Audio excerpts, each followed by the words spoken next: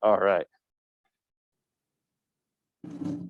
Last we spoke, we had talked about multivariate outliers. Someone tell me what a multivariate outlier is? What makes a multivariate outlier different than a univariate outlier? Elizabeth.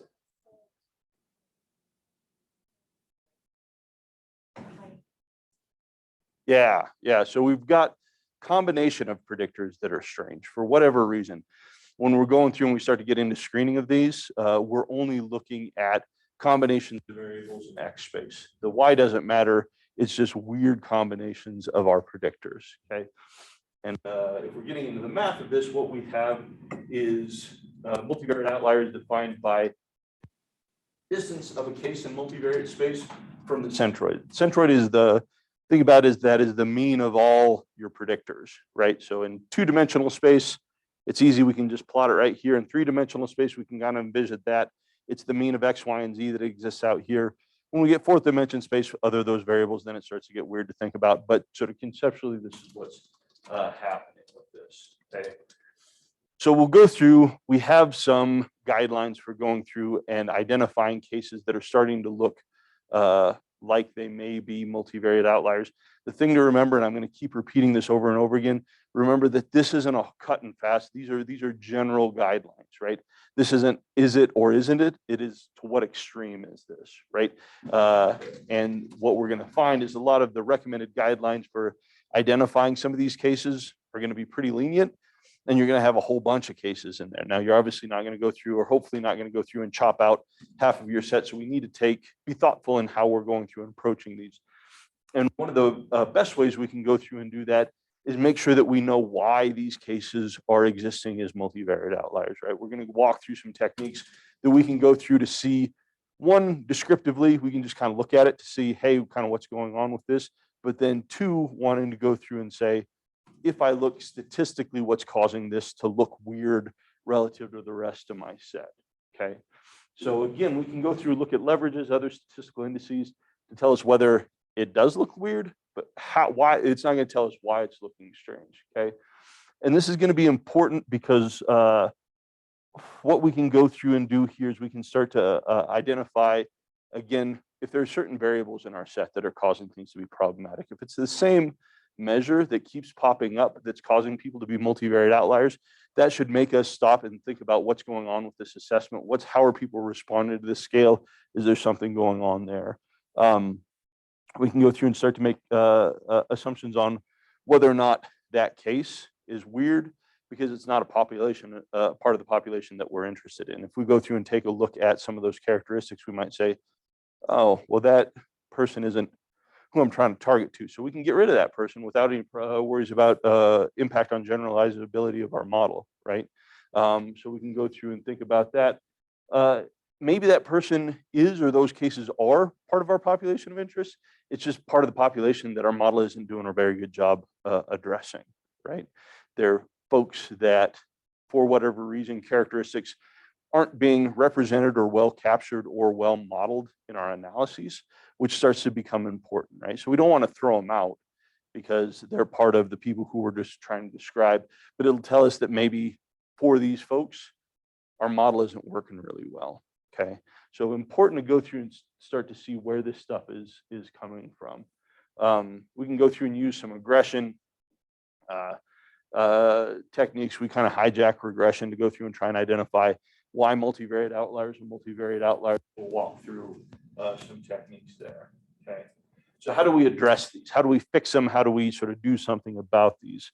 What we want to do is determine how many of these cases we have and how bad they are, right? Again, this is all an issue of degree, not kind. This is why I don't really like the word outlier in general, because it makes it sound like it's a thing that's discrete, it's its own entity. But multivariate extreme values is kind of a mouthful. But thinking about who do we have and sort of what are the types of impacts. So if we go through and we use our cut scores, our rules of thumb, things along those lines, what we're probably going to do is we're going to over-identify cases, which isn't bad. We'd rather know sort of what cases are kind of there doing things than sort of miss something that could be potentially screwing up my screwing up my analyses or impacting my results, but definitely something we're going to have to take these with a grain of salt. Because if I just start saying anything above this number, I'm going to identify as a multivariate outlier and kick out, you're probably going to lose a decent chunk of your sample, probably going to impact generalization and things along those lines. So we need to be thoughtful in how we're doing this. Other thing we can go through and do, and this starts to become important, but you have to do this carefully, is what we can do is we can run our analyses with and without these cases. Okay, I talked about this a little bit before. I've found that in my set, Katie is a strange case. And based on everything that I've got, I'm concerned about her impact on the full model. So what I might do is I might run that model with Katie and without Katie to see what happens to my results, okay? And hopefully what'll happen, hopefully in your regression screening, you're gonna go do a whole bunch of work, and at the end of the day, find out that none of it makes that much of a difference, and then our decision's easy. Then we just go through and keep things in. Say that we've gone through and done it. We found some cases, but they didn't really impact anything, so we just went ahead and kept them in. That's the easy decision, because I don't have to do anything. I'm just running the data that I've got, right? But sometimes what we'll find is we'll have cases that do impact data, right? I've had models where I've had like a weird interaction that doesn't make any sense in a big sample, and it's because of one multivariate outlier that's going through and screwing things around, right? Now the problem is you get into an ethical issue, is if you find the multivariate outlier and if you have it in, the data kind of look like what you want it to, and if you exclude it, they don't. Ethically, you should probably not include that person, because if you've got one person that's driving all of your result, that's not a generalizable solution, and you basically have an extreme value that's driving sort of whatever you're saying. Now, that sucks for you, because if that's the only thing that's causing effects to sort of jump over our mark for interpretation, then I'm kind of in a situation where I have knowledge that maybe I didn't wish I had. It doesn't happen a lot, but it will happen sometimes. So just know going into this that you could be in for disappointment, but trying to think about the bigger picture as opposed to just one effect that you might want to be saying. Because again, if you've got a reasonably sized set and one case is driving everything in there and the whole thing falls apart if you take that person out, that's not good science. That's not something that's going to generalize to anything, okay? Other thing. As we're going through and addressing multivariate outliers in sort of your day-to-day stuff, what you're going to do is you're going to go through and you're going to identify cases that are weird. And maybe you say, okay, I'm going to get rid of those cases because they're weird. Then what you need to do is you need to go back through and look at it again, right? Okay, in the reduced set, without those cases, what goes on? What types of things pop up, right? And what can happen is if I've got a bunch of data and I've got one case or a handful of cases out here that are showing up as multivariate outliers in my analyses with my full set, and then I go through and I get rid of those and I run it again, am I guaranteed that my data are going to be looking good? Nope, new stuff can pop up. These cases can mask other problems in other places, right? And so what can happen is maybe I've got one or two or three cases that I identify as problematic, legitimately get rid of those. And with those gone, now it's got something going on over here. It's like goddamn whack-a-mole popping up with things all over the place, right? Now, at some point, we have to cut our losses. And if we're just not thinking about things carefully, if we're just cutting off things that exceed a leverage value or Z value of some type of thing, what'll end up is we'll just sort of iteratively just sort of whittle away our data set until we don't have anything, or everybody's sitting right at the mean. We don't want to do that. But what we don't want to do is go through, say, okay, here are the cases, get rid of those cases, and then just assume I'm good to go, because now you might have other things that, again, were always there. They were just being masked by these other weird cases. The most weird cases were masking the incrementally less weird cases. Once you get rid of those, now you've got another problem coming up. So it's kind of an iterative process. You need to be careful and thoughtful in how you're doing things, but you don't want to go nuts and just keep chopping your data set away until you got like 4 people in your set, okay?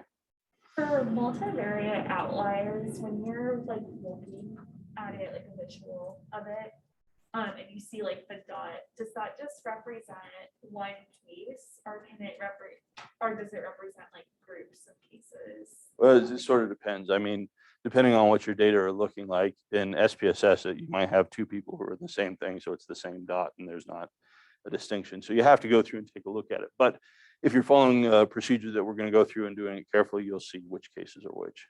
Okay. I think I like misunderstood that because I thought multivariate outliers for some reason was like multiple people, but No, multiple variables, multiple variables, not multiple people, right? Each one of these residuals that we'll go through and look at is just an individual case, right? But it's a weird combination across a number of different variables.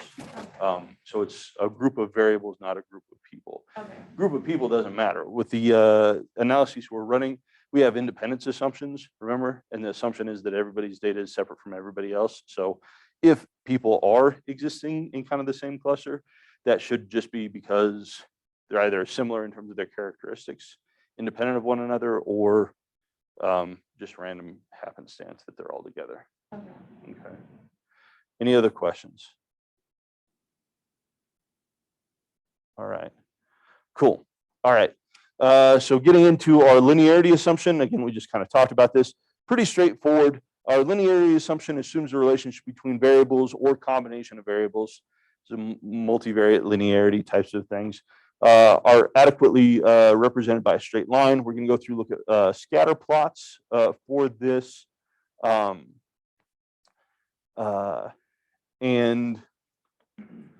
then what we can also do is, if we've got a lot of data, what we can do is we'll generally do like some general screening, and then maybe zoom in on a couple of plots that look like they might be suspect or things along those lines. Or maybe from a theoretical conceptual standpoint, you may wonder or have reason to believe that some things may not hold a linear relation, right? All of our analyses, right, are part of the general linear model, which means that the assumption is that there's a linear relation. Now we can do things to the data to account for nonlinearities, but basically what it is, a transformation to make the data linear when they're not, right? And so always wanting to make sure that we're taking a look and making sure that our linearity assumptions are in a model actually fit the data. Otherwise, we're going to underestimate the strength of associations. Okay. So again, if we're thinking about multivariate normality, linearity is important here as well. Okay. Multivariate normality is hard to test directly, but if we have evidence that all pairs of variables, all combination of pairs of variables are linear and normally distributed, this is when we're going to assume that our data are at least sort of likely to be conforming with multivariate normality. Okay. Again, if we've got individual variables normally distributed, bivariate relations are linear and homoscedastic, that's when we're assuming, okay, we look at all these different pairs look like they're doing what they should be doing. We're assuming that if we then transfer that over in the multivariate space, then we're okay to go. So we're looking at bivariate plots. So if you have like 100 variables, you have to look at like, I don't even know how many, that would be a million scatter plots. What study are you planning with 100 variables? I'm not. I just was curious if there was a way to like streamline this process, because even after like 9, you've got like how 81, hundreds of variables to look at. Yeah. So we'll go through and set up. Basically, we're just my recommendation is, because generally you'll have, hopefully, even 10 is a lot for our field for a number of variables.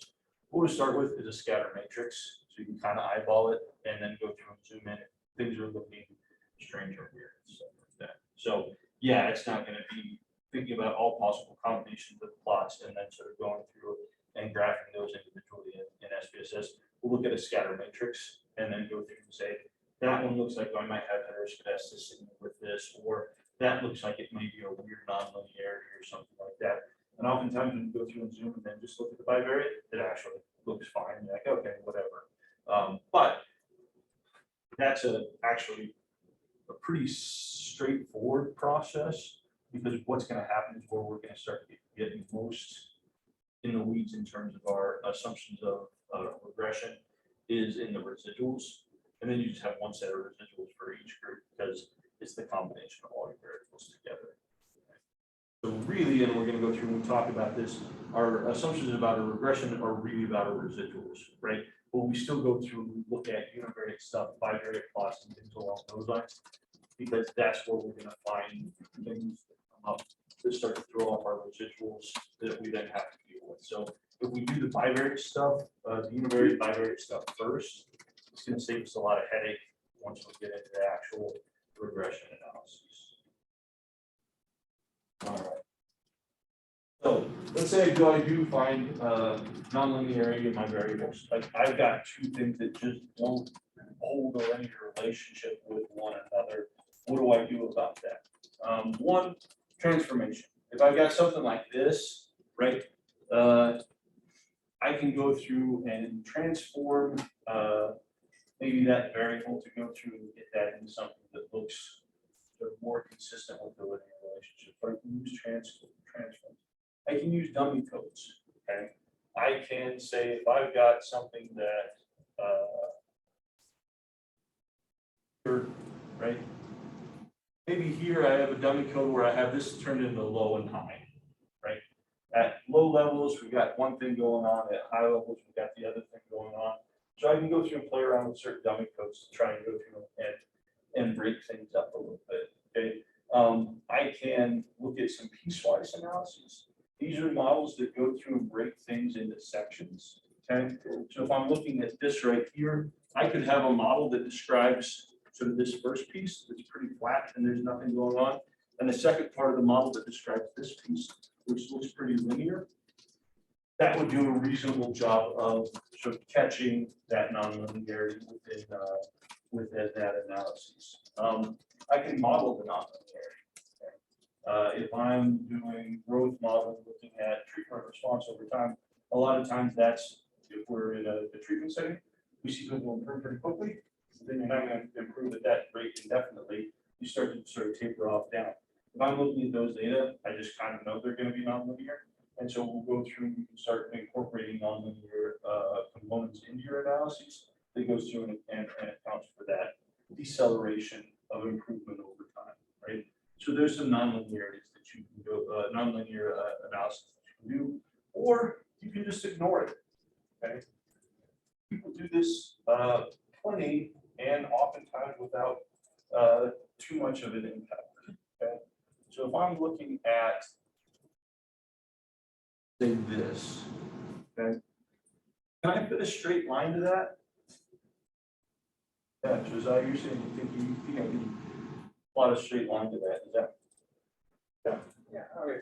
That's it'll work. It'll work, right? What happens if I include nonlinearity or a nonlinear component to that model? What does that do to my complexity? Makes it higher, right? And if I'm just running a study and I'm looking at the relation between variables that no one's ever looked at before, how confident am I that this is actually really the population model or the population relation that's going on out there? I don't, right? This is cool.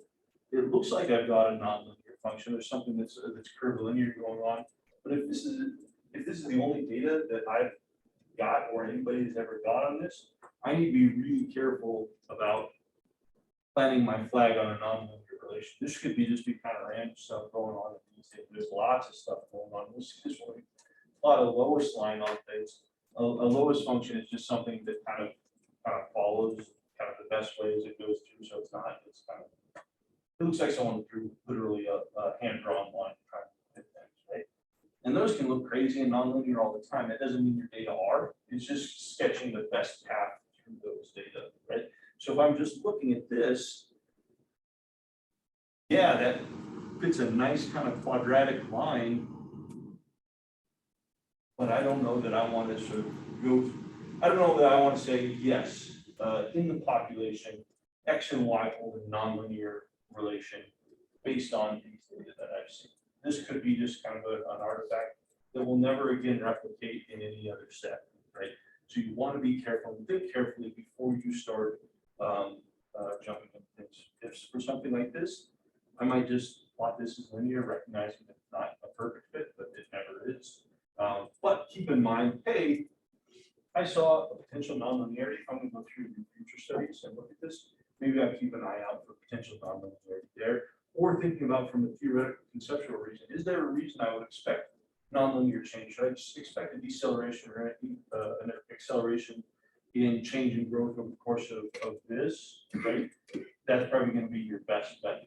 There's going to be some types of processes that we're wanting to model where we would expect nonlinear functions. So that would make some sense. I think the treatment response is a good example because we know everybody sort of will hopefully on average pretty quickly get some gains and then kind of taper out.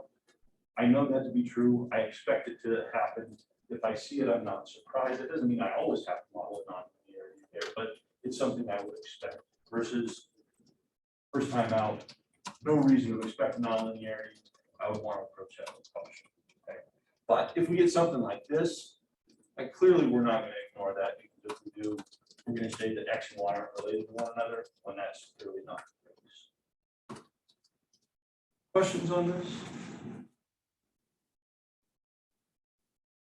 All right, then get into our various assumptions, okay? When we've got our grouped data, and we've talked about this, we've got homogeneity of variance, okay? We're saying that variability in my outcome is equal across all levels of my group variable. So whether it's condition, pre-existing groups, so on and so forth, I'm saying that the variability in whatever I'm measuring is equal in the population across all of these populations, okay? We get into our ungrouped data, we have not the different, it's not a different assumption, it's the same assumption. It's just, we call it something different. Here we call it homoscedasticity, okay? And what we're assuming is that variability of scores for some continuous variable is the same across all values of X, right?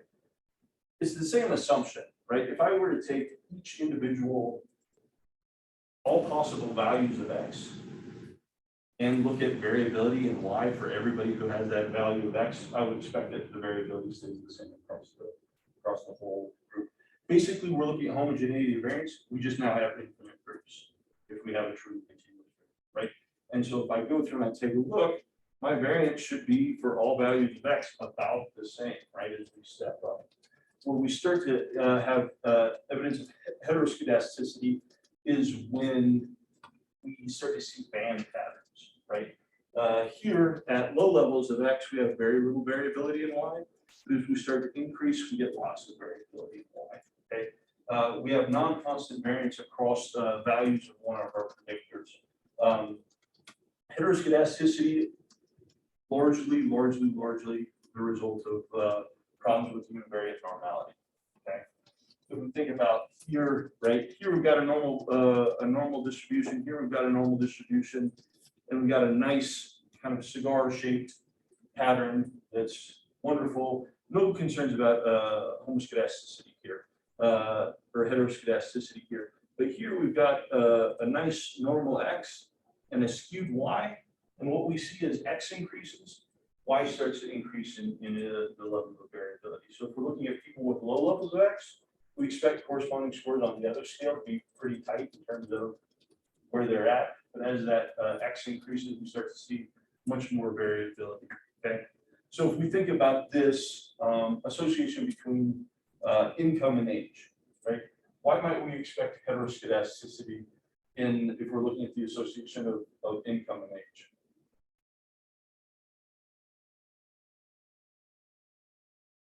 We expect income to go up as we go older, so that's suggesting a linear relation between income and age. Why would we expect that to be heteroscedastic?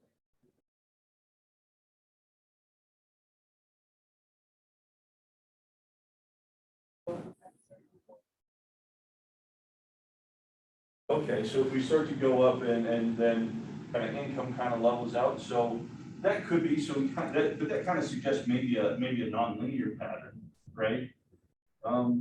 Yeah.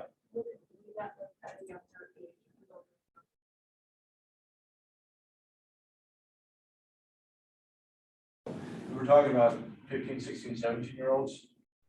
I don't know, like the jobs you're getting at that point in time in your life are pretty limited in terms of what you're gonna make. But as we go through, we start to increase and start to get older, get out of, now all of a sudden, we're gonna see that variability in the job opportunities start to get really wide. So if we plotted that, we could very well see something along these lines, where as age, the variability in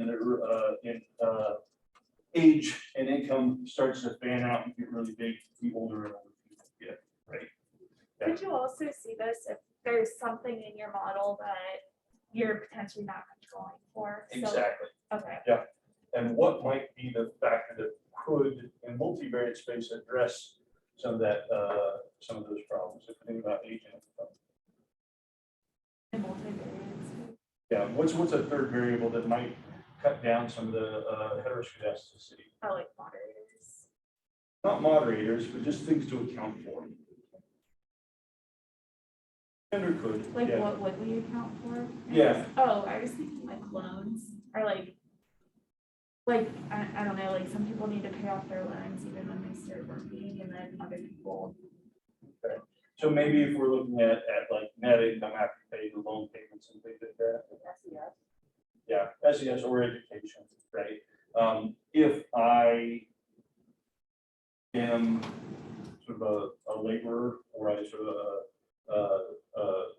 in some field that doesn't require sort of high education, like at one point, people were making good money with those types of jobs. Anymore, it's kind of not, right? Now education level starts to have probably at least some association going on there, right? And so if I'm just looking at age and income, I might see a heteroscedastic relationship, and I might say, oh, that's problematic. I need to be careful about that in bivariate space. But in my regression model, if I have education level, years of education in there, that could, all I've got is age and income in my regression model. My residuals could be, they're going to do the same thing. They're going to be heteroscedastic, right? But if I go through and have years of education in that model as well, that's accounting for why things are spreading out. And so when I look at my residuals, I'm not seeing heteroscedasticity in my residuals there, which is really what we're most concerned about. So yeah, thinking about what's my model, what do I have in there, what do I not have in there, and being thoughtful about that is something that starts to become important. Trying to figure out what's going on with data. So yeah, association between age and income, you got violations in univariate normality, precision of measurement can also contribute to heteroscedasticity. If we look at intelligence at the extreme end of the scale, so the folks who are taking Tara's class recognize that we have people who are very, very low in performance or very, very high in performance. Our reliability at the end of the scale starts to get less good. We're much better at capturing folks in the middle than at the end. And so what we can see is if we're getting at the high end of one of those scales, things start to get pretty wide and variable. You can start to see kind of hourglass shapes on things as well. Okay. If we're looking at the relation between, let's say,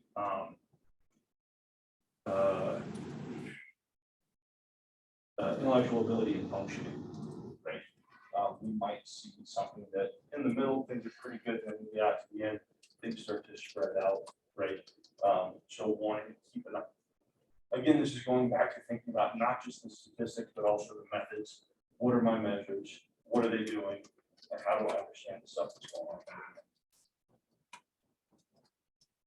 All right.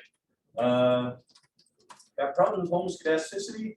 Not fatal, but it's not great. Okay. And this is what we'll see. Here, our parameter estimates remain unbiased. What does this mean? So if I got heteroscedastic data, my parameter estimates are unbiased. What does this mean?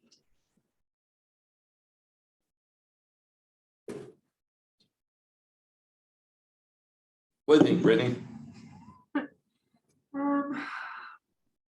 Parameter estimates are unbiased, so I guess like your parameter, do you mean like by the parameters of what you're looking at for like your what you're determining is okay for your homoscedasticity, Well, like by parameter.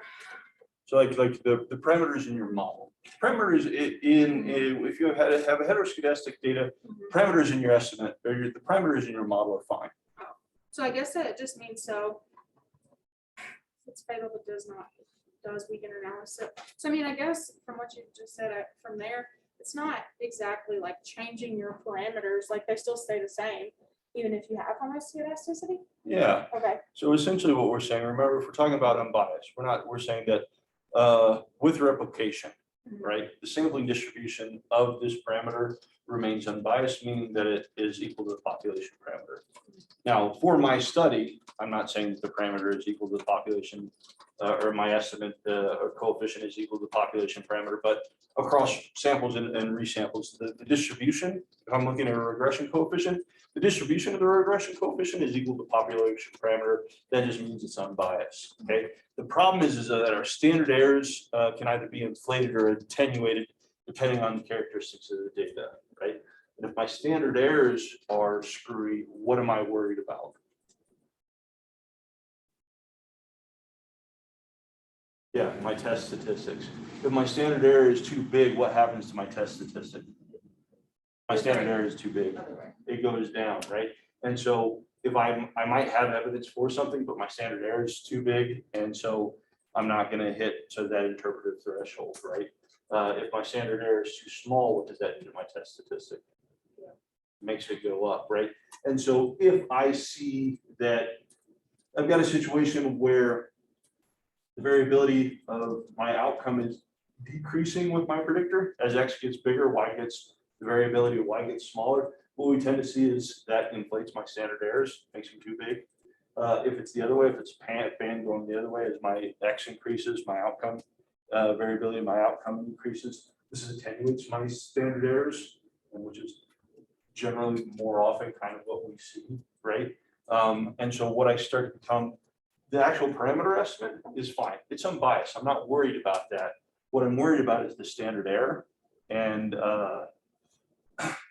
sort of my tests. So, and this is going to be something that keeps coming up when we think about violations of our statistics. Oftentimes, our parameter estimates are fine. And so if all we're doing is just trying to predict something, if we're saying, hey, I'm going to plug this in, this is going to give me numbers, and I'm just going to use those numbers to predict some outcome, no problem, we're good to go, right? But that's never, or almost never, I have a hard time thinking about a situation in psychological science where that would be the case. What we're looking at is unique associations and the relationships and things along those lines. Those are based on our inferential tests, and this is where we start to get problems, right? This is where we start violating the game, rules of the game that causes problems with the tests, more so than the parameters. Not always, but this is something that will keep coming up.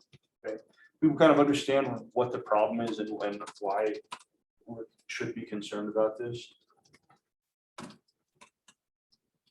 Yeah. For the parameter estimate, that's just the CI, right? No, parameter estimate is just your point estimate for your value. What's Okay. your regression coefficient? Okay. But in how many cases, Katie, if I say, hey, the regression parameter, the unstandardized regression coefficient is 0.46. Are you excited about that? I don't know. We're just not that precise, right? If we're in physics and you say, oh, hey, my estimate of this thing is this precise thing, then maybe I'm excited. But in our field, who cares? Like, I don't know, it's an arbitrary number. We're not precise enough. Like Matt's not putting together a study where he says, my expectation is that the relation between X and Y produces a regression coefficient of exactly 0.34. Like, we're just not that, we're not that good, right? So unbiased in the parameter estimate, that's good if prediction is our goal, but that's rarely the case with our science, where we're generally more interested in looking at evidence for tests. And so this is why this starts to become problematic.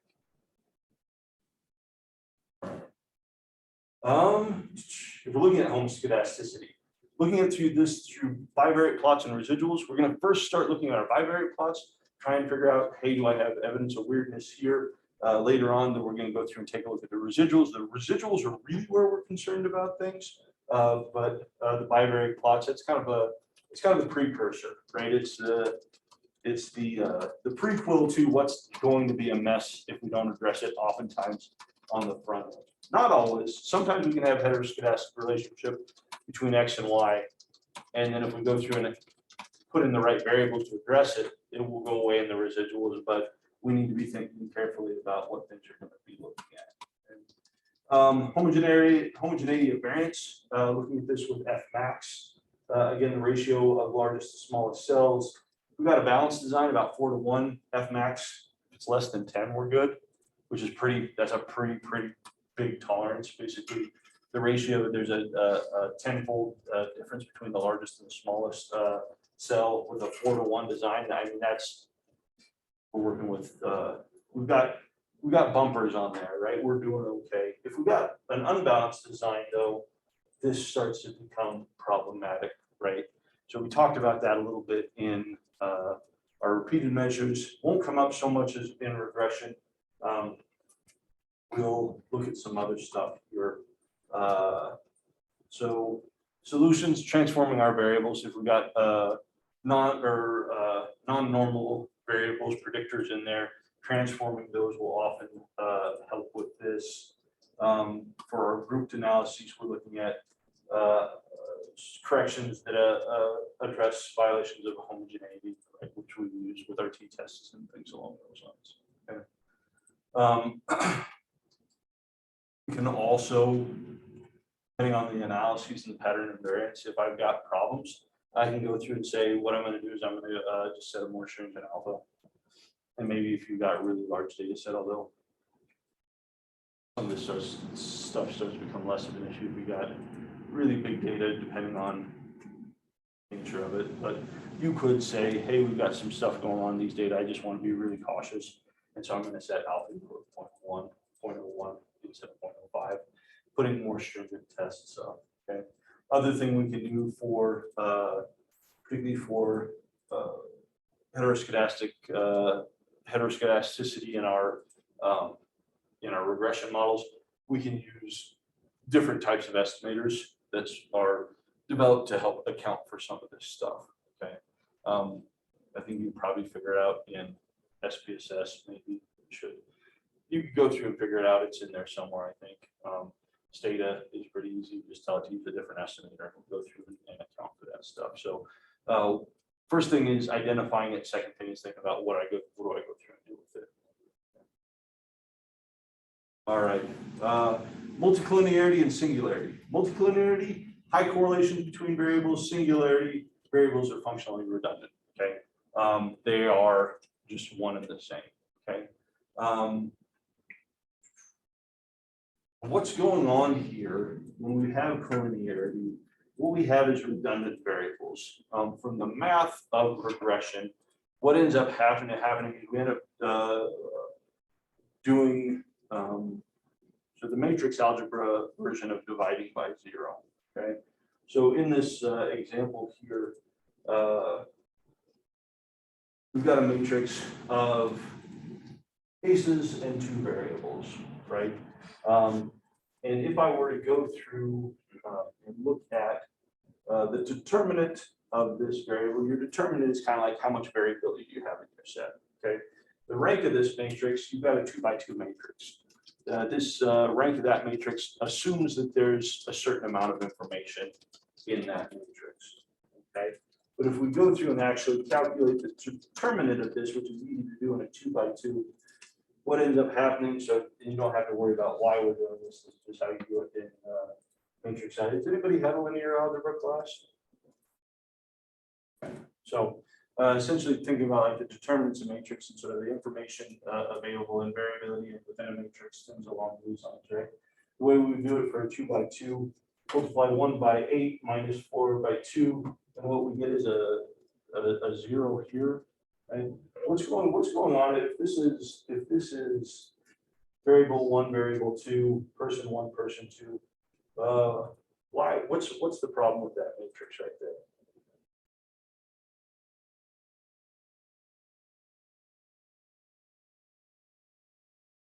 What's that? Well, they cancel each other out when we're working on that determinant, yeah.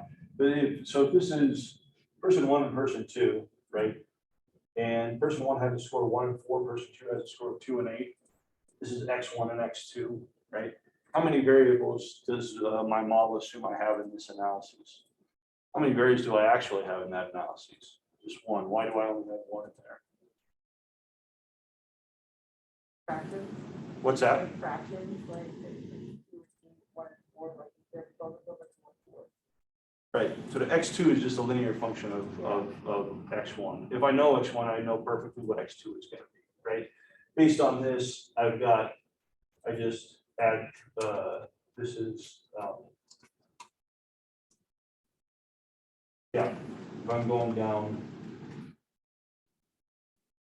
oh, whoops, I got that backwards, yeah. So basically, so this variable is just a double of the one on top, right? So if I know what these values are, I can automatically know what these values are, right? And so what ends up happening is in the guts and the math of your regression analyses, you've told it, hey, I have this much information, but when I actually look at it, I don't, because there's a redundancy between those things, and I have less information in there than I think I should. And essentially what this does is we get determinants that are very close to 0, right? So this is the information in there. And what happens is our standard errors start to jump all over the place, start to get way out of whack. Okay. So yeah. How often does this happen?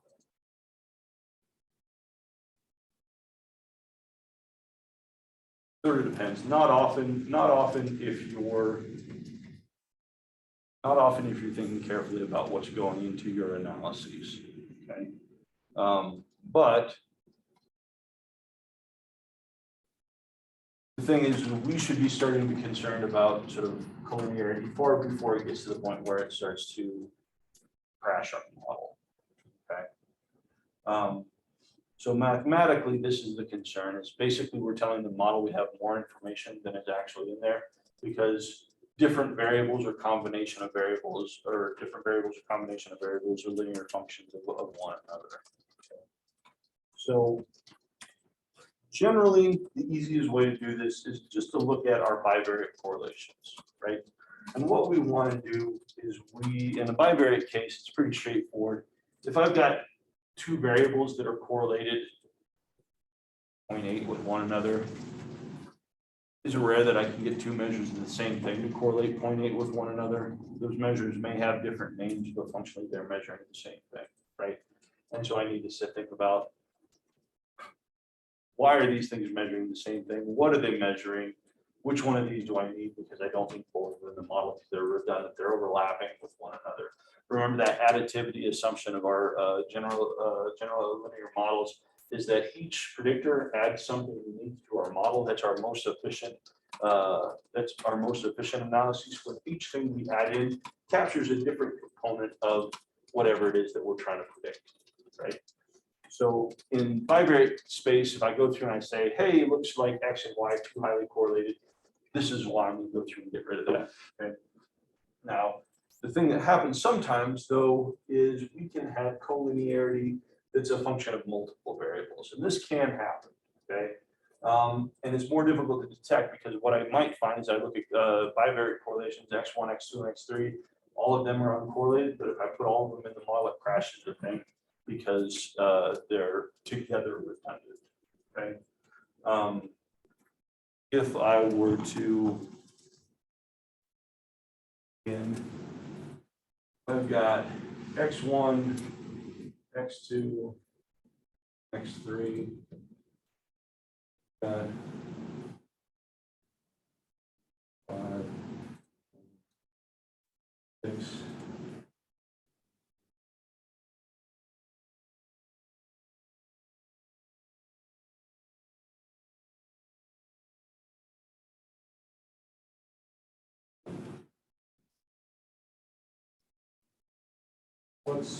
Are those 2 variables related with one another?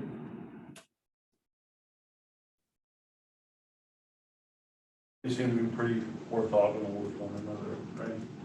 Then let's say I go through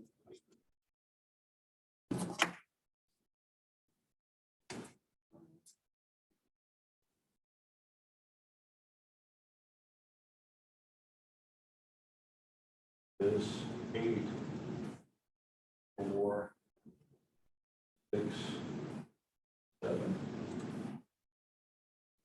Is X1 related to X3? We're just looking at those two. No. Is X2 related to X3? X1 related to X2? What if I put these all in the same model? It's going to crash it. Right? Because here I've got a random string of variables. Here I've got a random string of variables. X3 though is the combination of X1 and X2. Okay.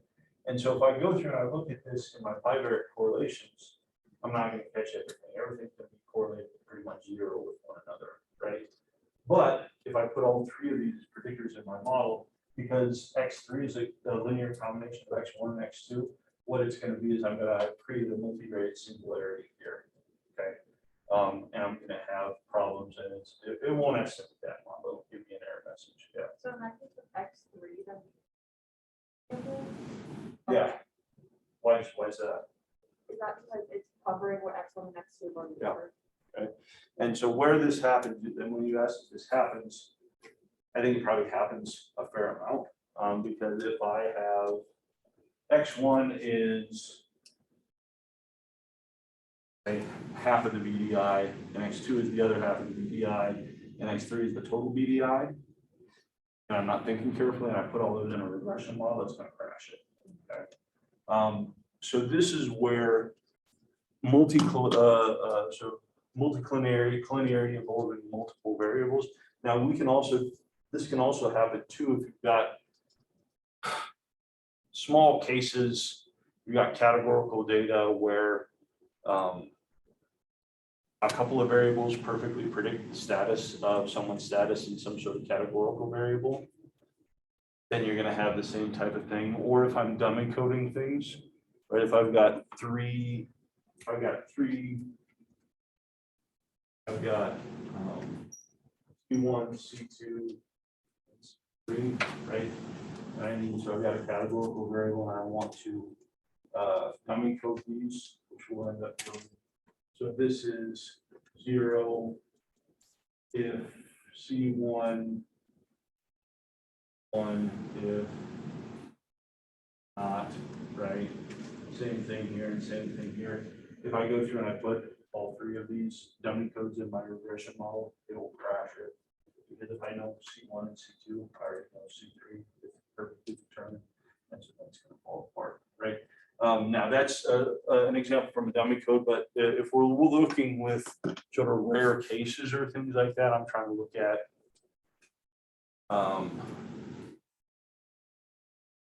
I don't know, psychopathy or something like that, and sort of really that sort of status is determined by just there's not that many people in there, and sort of a certain combination almost perfectly predicts whether or not someone is or not in there.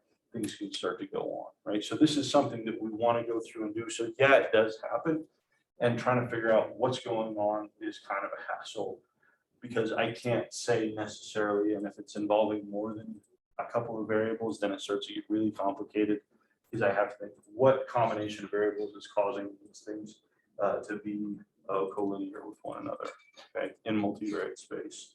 So generally, sort of mathematically, what we're going to do, try and identify some of this stuff is I'm looking at the squared multiple correlation of a predictor regressed on all of the predictors in the model. So essentially what SPSS or other programs is doing in the background, it's taking X1 and regressing X1 onto all other predictors in the model, okay? And what I'm going to do is I'm using an R squared for that. If I've got a high squared multiple correlation, if the combination of my other predictors account for 99% of the total variability in my other predictor, I've got a problem. It says the combination of these predictors almost perfectly captures this other predictor. I've got a high squared multiple correlation, and it's saying that we've got overlap going on somewhere in multivariate space. Okay, so what we'll see is a couple of different statistics. One, we've got a tolerance statistic.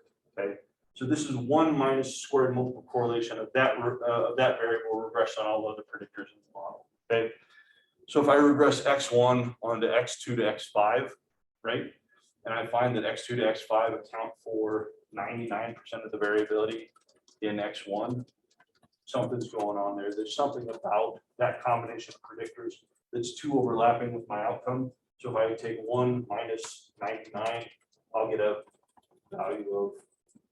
tolerance value of 0.1, right? Suggesting that there's a problem. Okay. We also have something that we'll get. It's labeled the variance inflation factor. This is 1 divided by the tolerance. Okay. If I take the square root of my variance inflation factor, this is going to give me an index to the extent to which the variance of that coefficient is inflated as a result of that collinearity. So, and then when I'm talking about the variance, we're talking about the standard error for that coefficient. So if I've got a VIF of 9, right, we would say that the standard error coefficient for whatever that variable is about 3 times the standard error if my variance inflation factor was equal to 1. Okay. So we've got VIFs greater than 10. That suggests a potential problem with things. Okay.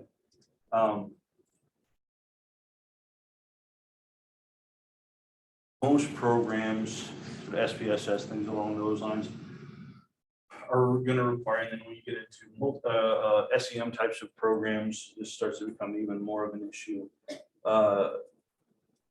Certain tolerance thresholds are going to need to be made in order for that variable to be included. If it's not, it'll start to give you an error message or it'll kick it out. Okay, but you see that I've kind of asterisked this tolerance value of less than or equal to 0.1, tolerance values of greater than or equal to 10. If you're even in the vicinity, like if you could hit a tolerance value or a VIF of 10 with a rock based on where you're at, you're already way over the line in terms of redundancy in your model. You've got stuff in there that's too overlapping. You're not measuring different things, you're measuring the same thing. You need to take a look at what your predictors are to say, do I need these in? What's the overlap? Conceptually, what have I done here? Because again, what we're trying to do is put in predictors of our outcome that are unique and separate and capturing different aspects of whatever our outcome is. And if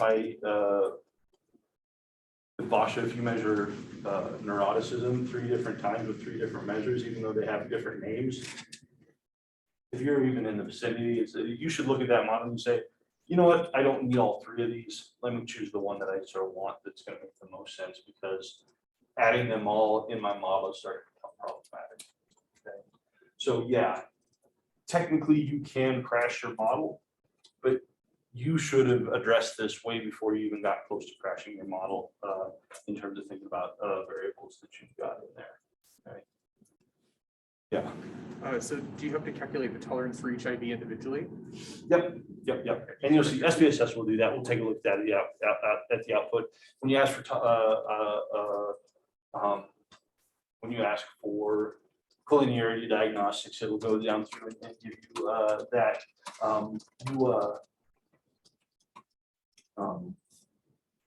Again, variance inflation factor, tolerance, I mean, they're linear functions of one another. So, I mean, it's mostly just requesting or looking at whichever one you're most comfortable with, right?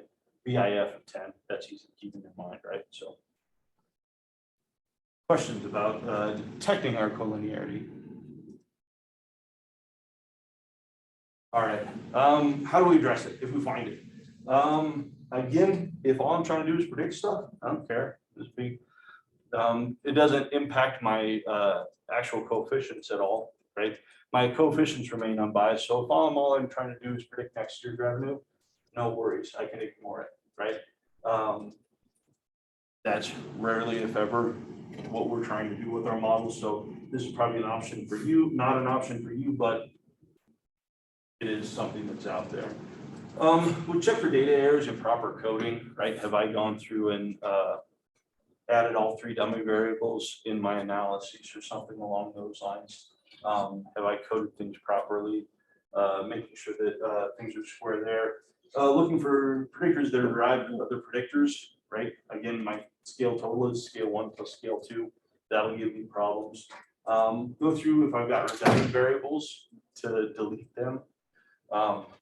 This can happen too when you're going through and you're putting your analyses together. You have one variable and then a version of that other variable that's in there that you get accidentally included twice. That will come up as a problem. If you've got, let's say I've got 3 variables that are all kind of looking at kind of the same thing, and I really want to keep all 3 of them in there, but they're too highly correlated with one another to really make a strong argument for keeping them all in there. Maybe what I do is I sum or average those 3. Say, hey, yeah, we're sort of taking it, we're taking these variables into account.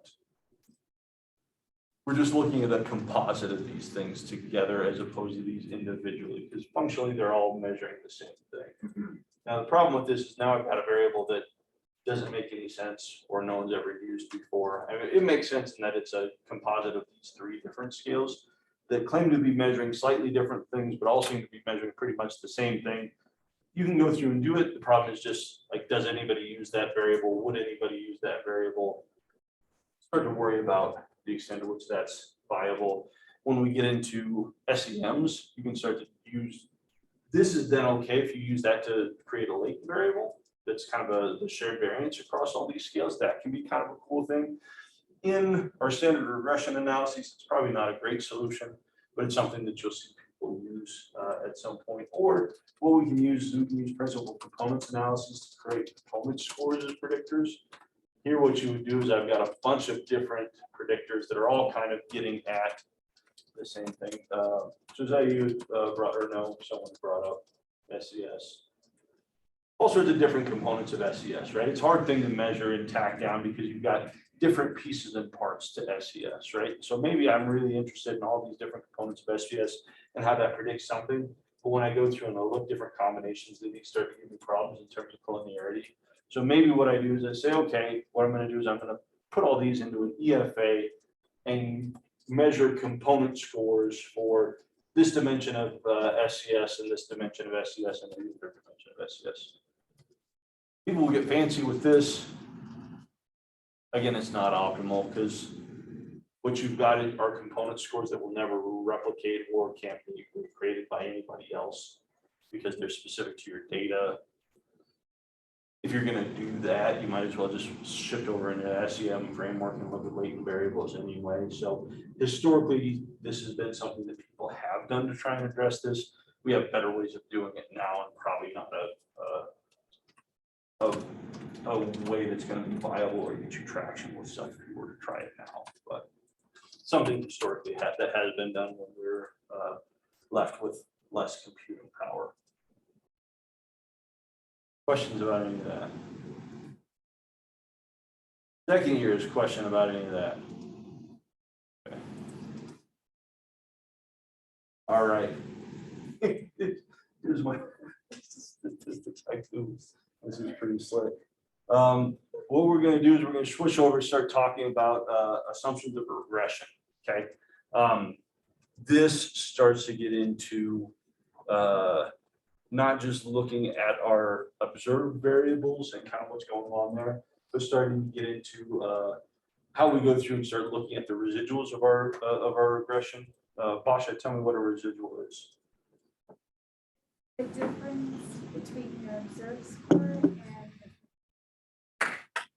Fantastic. All right. And what we're hoping, and someone else sort of level up here, what do we assume about our residuals?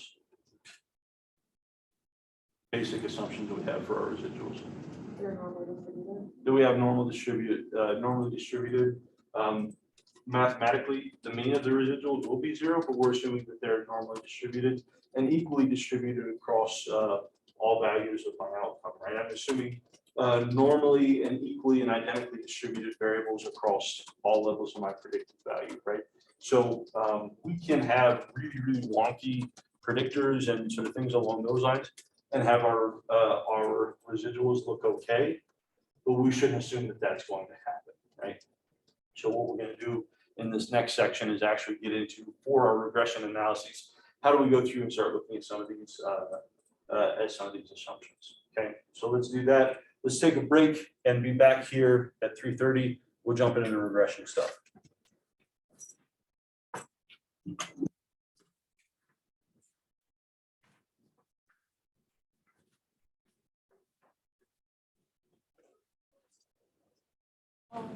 That is the hero of the day. Awesome. Okay. Residuals, okay. Basic assumptions of our regression model, okay. One, we're saying for sort of the development of regression, we're assuming that our predictive variables, x sub j, that just means whatever sort of predictors variables we are fixed, non-random variables measured without error with variance greater than 0, okay. So if you're looking at that, you should already be wondering if we ever start to not violate assumptions. Second assumption is that our errors, our residuals, are normally distributed. We're assuming also that the variance of our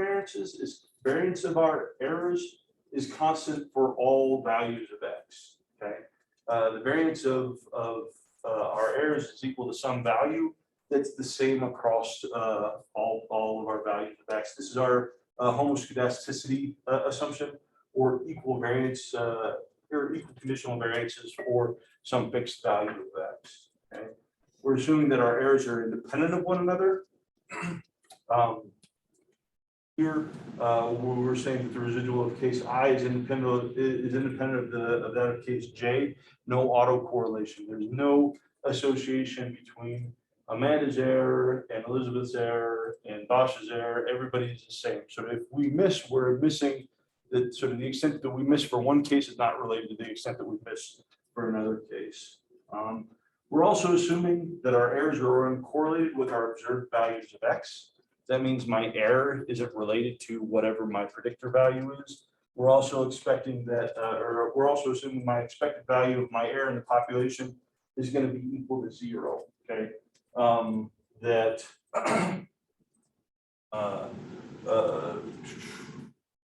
the expected value of my error is equal to that population value, so equal to 0. Okay, so we've got 6 different formal assumptions for my regression model here.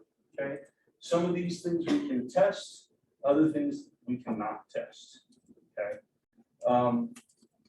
if I have a regression that meet assumptions 1 for fixed non-random variables, 3 homoscedastic errors, independent error with an independent error of one another with observed x and 0 population error. Here we've got a regression that we would qualify as our best, providing our best linear unbiased estimates. We'll call this blue, right? Your regression is blue if we've met conditions 1 and 3 through 6. Right? If I've got residuals meeting assumptions 3 and 4, I'd say those residuals are independently and identically distributed, i.e. Okay. Normality of errors, number 2, is required for estimation of my standard errors, making sure that those are unbiased. And this is important for our significance testing, confidence intervals, things along these lines. Okay. So you notice that all of this stuff has to do with the residuals. It's all about the errors, right? So technically, we're not concerned about the actual things that are going in. We're just concerned with what's happening within the context of our regression model. Okay. When we go through and start thinking about what are we worried about if we violated our assumptions, 2 different things. Are my regression coefficients unbiased, right? Are they, have I committed a violation that's causing my estimates of my regression coefficient to be too high, too low systematically relative to the population? So we got a bias concern there. And then our other concern is whether or not our standard errors and our mean squared residuals of our error stuff, are those things unbiased? Okay. Because if I've got biased standard errors, that's going to fool around with my statistical tests. It's going to make my test either too conservative or too liberal. These are things that I'm worried about. Okay.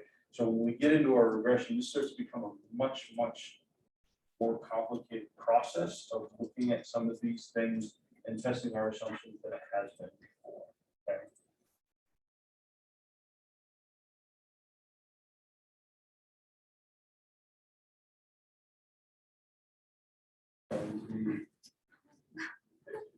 Have a garbage regression. Okay. It's a deep cut, all right. So thinking about violations of our basic assumptions here, okay? Our first assumption is fixed effects, right? Our predicted variables, our x's are fixed non-random variables measured without error with variance greater than 0. Okay? What do people see as, what are problems with this? Or what are people like looking ahead saying it's concerned with this assumption? Pasha. It's non-random.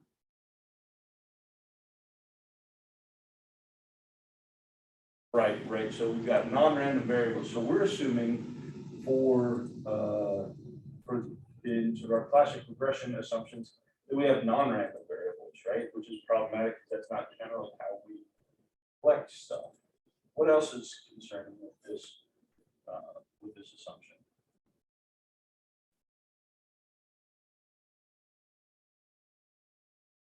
What's that? Are they basically like constant? Well, if I don't have variance greater than 0, if my variance is 0, then I have a constant, right? But do we measure anything without error? No, right?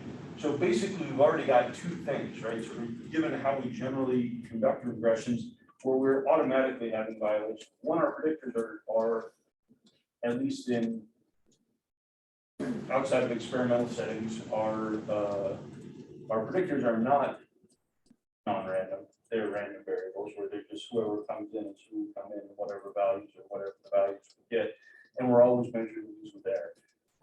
With variance greater than 0, that's easy. That just means we're not collecting constants, but the other two components start to become a problem, right?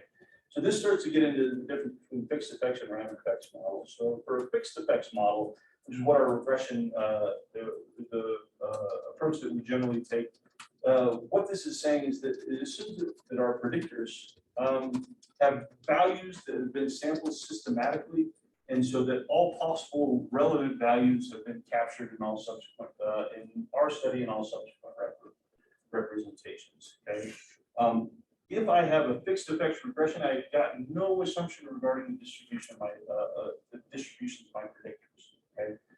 So I'm saying if I'm meeting the requirements of regression, it's saying that if I have two predictors, X1 and X2, what I've gone through is systematically gone through and chosen people with all values, all relevant values of X1. I've grabbed people systematically to go through and grab everybody so that all values of X1 are represented, pulled those in. Same thing with X2, sort of all possible sort of values combinations of X1 and X2 of people that I've gone through and pulled in my sample. And when I do this, I don't have any assumptions about the distribution of my predictors, because the distribution of that predictor, if I've gone through and sampled 10 people with all possible values of X and brought them into my sample, then the distribution of my predictor is going to be a flat distribution. It's not going to be normal, it's just going to be square, right? So it's got the same thing. Okay. Is this how we generally recruit people for our analysis? No, it's not, right? What we've got here is, if we, let's say my predictors are sort of gumballs here, what I would do is I would go through and I would pull out 20 reds, 20 greens, 20 blues, 20 yellows, so that I've systematically sampled all possible values of my gumball variable and made sure that they're represented in my set. Okay. What we actually do, we just go through and recruit people in, right? And whatever value they have from X is the value that they bring in, right?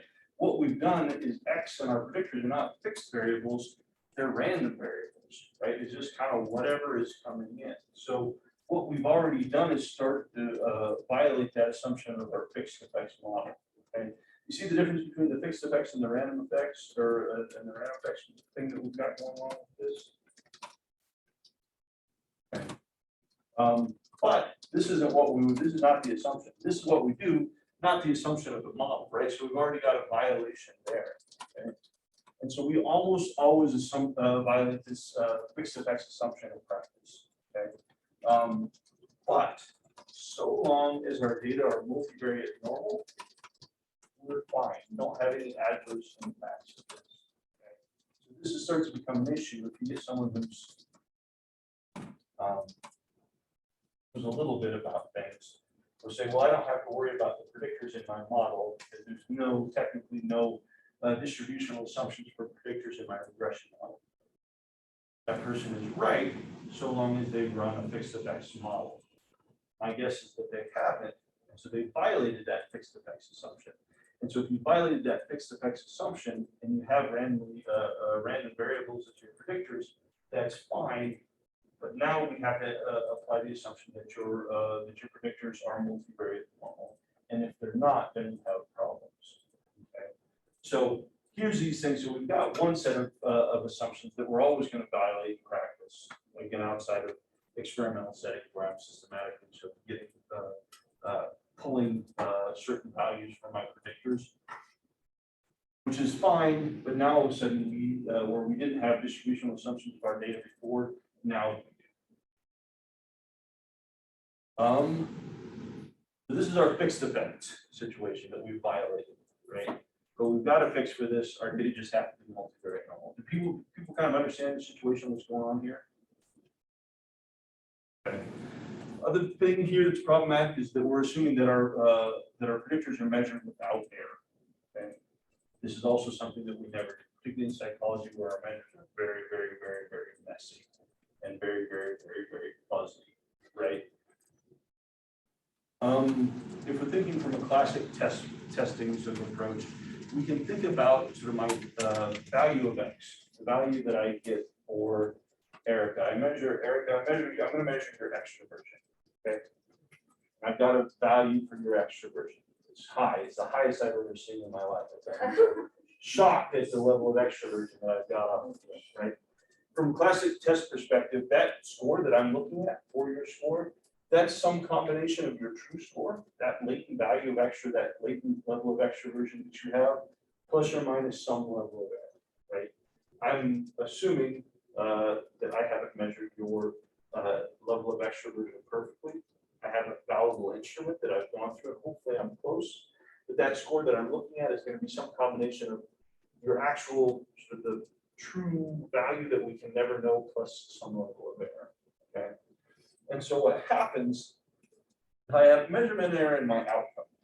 This doesn't bias my parameters, but it doesn't really sort of like standard errors, right? There's no assumption about a measurement, no measurement assumptions of my outcome variable, right? Now, it's better to have good measurement of my outcome variable, because if I don't, it's going to inflate my standard errors. And if my standard errors go up, what happens to my tests? They go down, it's harder to detect the things that I want to detect. So thinking about the measurement of your outcome starts to become very, very important. Why it's important to sort of have psychometrically sound instruments, not having weird random junk thrown in the measurement of your outcome. If you do it, it increases your error, okay, or your standard error, and it makes it harder to find things. But measurement error in my predictors does start to result in bias of my parameter estimates, okay. Think about my coefficient. The coefficient, my regression coefficient that I see in my SPSS output. In theory, that SPSS output, that figure that I'm looking at, is some combination of the population coefficient plus a reliability piece here, okay? And so in theory, my regression coefficient is only unbiased to the extent that the reliability of my instrument is perfect, that I measured it without error, okay? Now, in the bivariate case,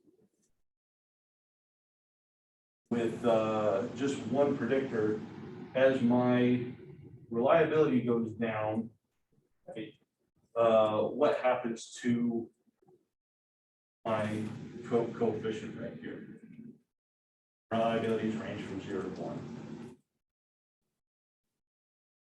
What happens to my estimated coefficient, to my estimate, if I'm multiplying my population coefficient by some value that gets closer and closer to 0? It attenuates it, right? So basically what happens is, to the extent that we have measurement error in our predictors, if we're thinking about the bivariate case, to the extent that I have measurement error in my predictors, it attenuates my coefficients. If I attenuate my coefficients, what happens to my tests? They go down. They're smaller than they should be, right? And so the problem is we have if we measured our predictors with error in the bivariate case, what's going to happen is it's going to make my coefficients smaller than they should be. It's going to suggest that I have less of a relationship than I should. And this makes some sense because basically I'm just throwing random error. It kind of obfuscates and sort of makes it hard to see what's going on. Now, in general, we can think about measurement error, increasing the residual variance and attenuating our models, model R squared. The greater extent that that I have more error in my predictors, I'm making made up measures, psychometrically unsound measures. I've got RAs doing coding and they're kind of all over the place, right? Basically what this is doing, this is just throwing fuzz and slash and sand in the gears of the regression model. It's going to make that R squared go down. Now in the multivariate case, the impact on your individual coefficients starts to get complicated. It's going to depend on the measurement error to X and other predictors. It gets really, really messy, right? But in general, what's happening when we go through and start to violate this assumption is it starts to make our model, it makes it harder to find things, and we start to bias our estimates. We kind of generally think that our R squared estimate is probably less than what we would expect it to be if we were to measure our variables without error. But in terms of individual coefficients, it can be too high, it can be too small, so it starts to become problematic. What's the difference between the small b and then beta? What's that now? Like, what's the difference between the small b and then beta? Oh, remember, beta is your standardized coefficient. Okay, and then that's just. B is just your unstandardized coefficient. Okay. Okay. Sounds good. So your interpretation is the same. They're both telling you a 1 unit increase in X is corresponding to some unit increase in Y. It's just for unstandardized coefficient, this is actual units of your predictor. In your standardized regression, saying a standard deviation increase in X is corresponds to whatever the coefficient is, standard deviation from Y. So yeah, generally we're working with our unstandardized coefficients. So questions about sort of understanding what's going on with first assumption that we always violate. We're almost never going to have fixed effects. Our predictors are almost never going to be fixed non-random variables. Okay, but as long as our data are multivariate normal, we can handle that. Our data are almost always never going to be measured without error either, and so the impact of that is going to be in general to attenuate our R squared, but it's also going to have complex impacts on my predictors. This should motivate you sort of very, very strongly to use using good measures, psychometrically sound instruments, trying to do our best to cut down on the measurement of our stuff because they can wreak havoc on our model.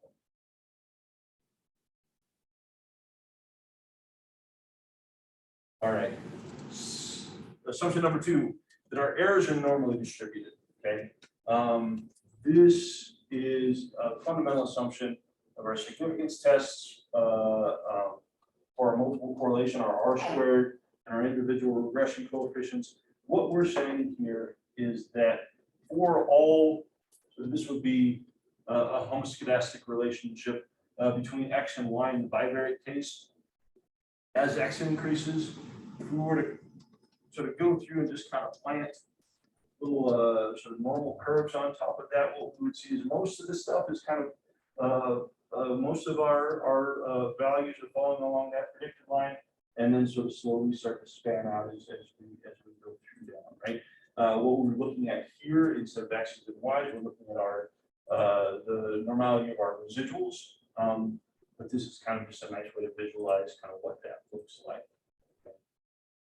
Non-normal errors can result in some problems with sampling strategy or true population distributions here. Okay, thinking about our methods and how that's impacting the different types of errors we get.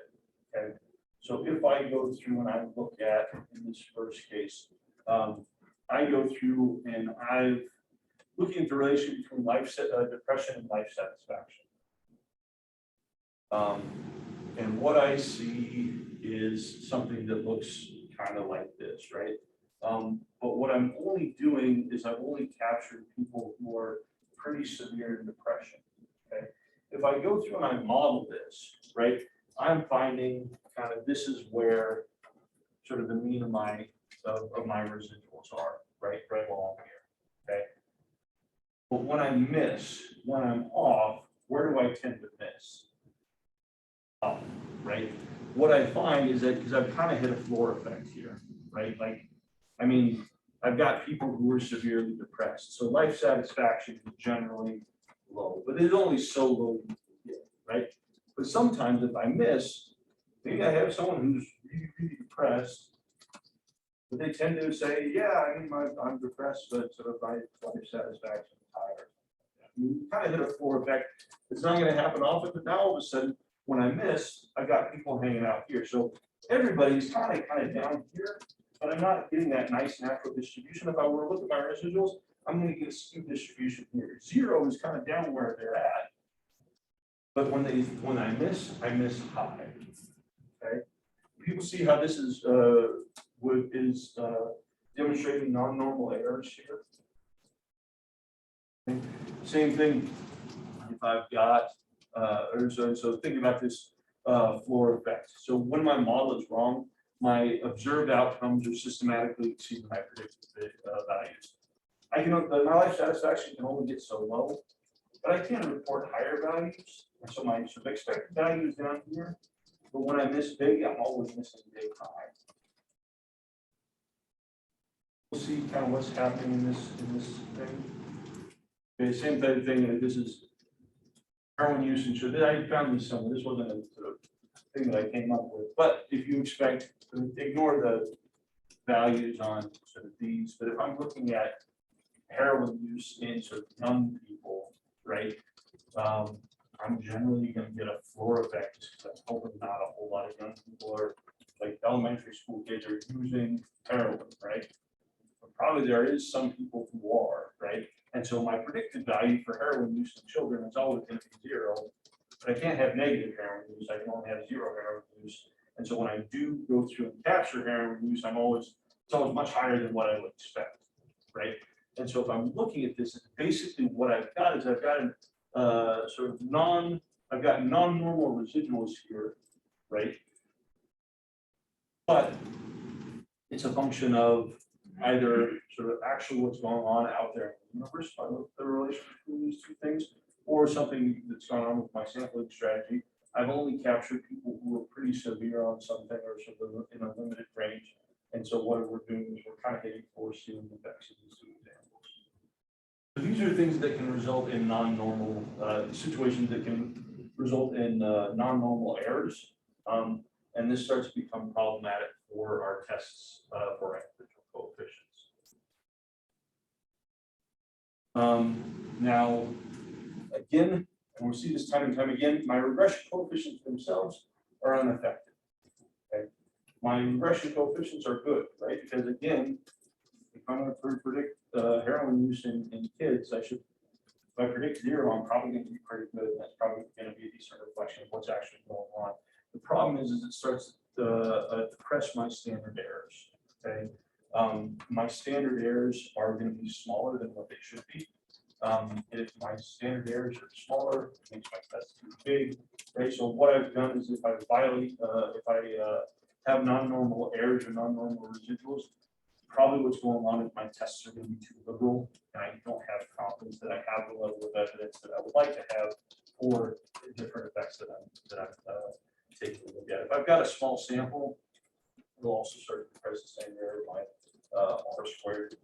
I mean, we don't worry too much about our R squared, but something. Questions about this? Constant error errors. Okay. Not only do I assume that my errors are normal, I'm assuming that across all levels of my X, that my errors are going to be consistent. Okay. The variance of my errors are going to be consistent. Again, this is we're assuming homoscedastic errors. Okay. Here we're just looking at homoscedasticity in our residuals as opposed to some of our observed scores. Again, if I'm have problems with measurement error, right? If I'm looking at IQ and achievement, right, as I start to get sort of at the far ends of that of IQ, it starts to get less perfect or less good or reliable as we start to get to the ends. If I'm looking at the relation between IQ and achievement, at the low end, I'm probably gonna get more variability in that relation. At the high end, probably gonna get more variability, right? I can have omitted variables. If I'm looking at age and income, education is probably something that's going to be important. If I continue to do that, I'm going to have my residuals, how far I'm off, and the expected income for people as people age. It's going to get more and more variable, right? So what we can do, same thing that we talked about before, same thing happens here when we're talking about our residuals. So once again, if I have non-constant variance in my residuals, my regression coefficients again are unbiased. So if all I'm doing is just trying to predict stuff, no worries, right? Problem is my standard errors start to become biased in the direction of related my errors, right? As the error variances increases, my predictor increases, depresses my standard errors. It goes the other way, it inflates my standard errors. So again, the concern isn't for whether or not my model is unbiased. It's just my test for evidence for that these individual predictors are not zero, right? Starts to screw around with my standard errors. Comfortable with this? All right. Our assumption number 4, we assume that our errors are independent of one another. If they're not, if my errors are dependent, what we end up is something we would call autocorrelation, right? Things, my errors in one case are related to errors in others. We have temporal autocorrelation. We often see this if I have observations drawn from the same person over time. Okay, so if you're looking at something like EMA stuff, right, that Ben does, if I'm going through and looking at if I'm measuring you on your mood, day 1, day 2, day 3, day 4, day 5, those errors that are those measurements that are closer in time, so the degree to which my model is off on those is probably going to be sort of more closely related than I catch you today and sort of down the road, right? And so we've got temporal autocorrelation going on where non-constant, so the stuff that's going on closer in time, more highly correlated and stuff going on farther apart in time. You can also have autocorrelation that's associated with people sharing similar environment, right? Spatial autocorrelation. So if you're looking at relation between ADHD and aggression in school, right? But you have different behavioral management across different teachers and different schools, right? So kids in the same class are probably going to be more closely related, or the extent to which you're off in terms of prediction is probably going to be more similar among kids in the same class than across kids in different classes. So we've got spatial autocorrelation going on here, where we have to start to take into account the fact that these kids, certain subsets of our samples share certain parts of an environment that are going to create a correlation between my residuals. So again, my regression coefficients are unaffected, but my variance estimates are going to be biased. Here, the mean squared error for my overall table, my standard errors is going to be underestimated by quite a bit. Okay, this is why we have to. So we'll take a look at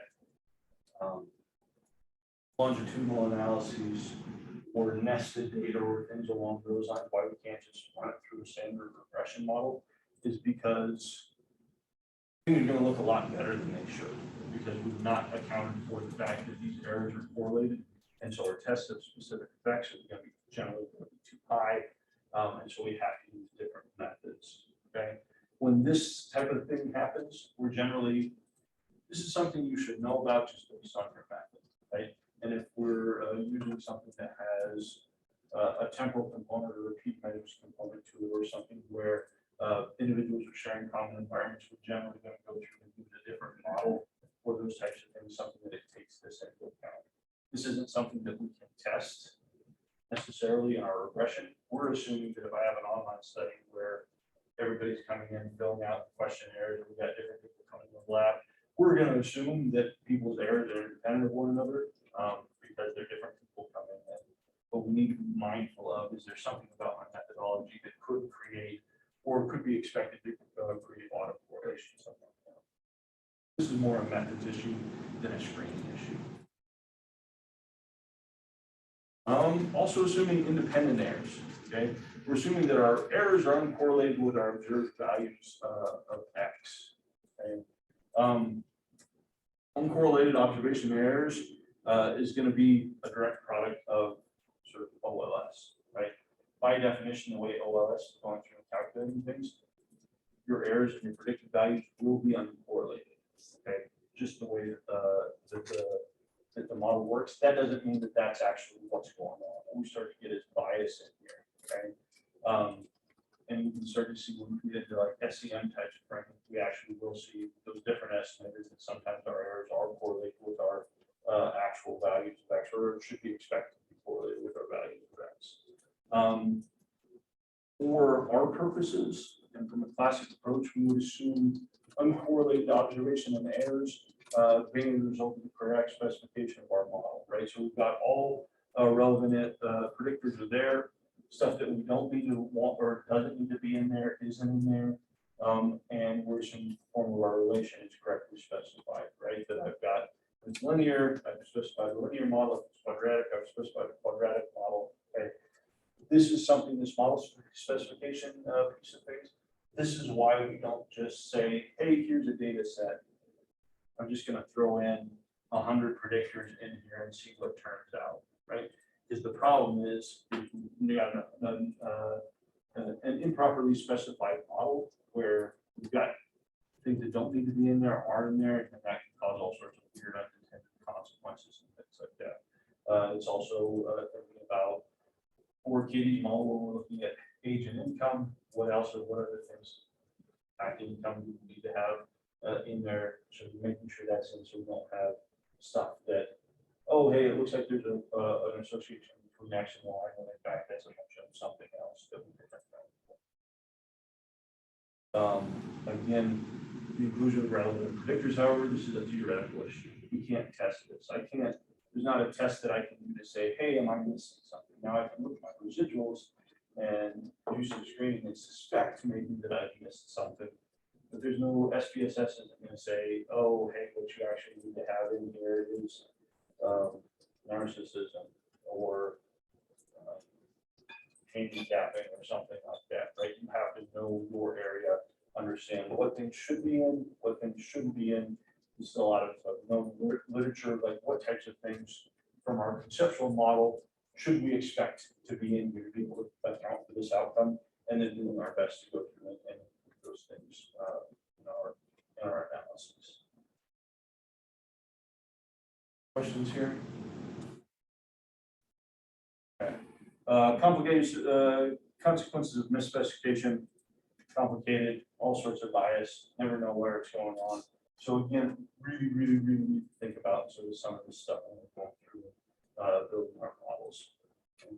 Our last assumption, we're assuming zero population error. This is saying that the expected value of error in the population is equal to 0, right? So if we were to do this, sampling distribution of this model, we're expecting sort of that on average, this to have no, that our estimates in the population, if we were to go through this, that our error estimates would be 0 here. Now for our OLS, we guarantee that the average residual of the sample is going to be equal.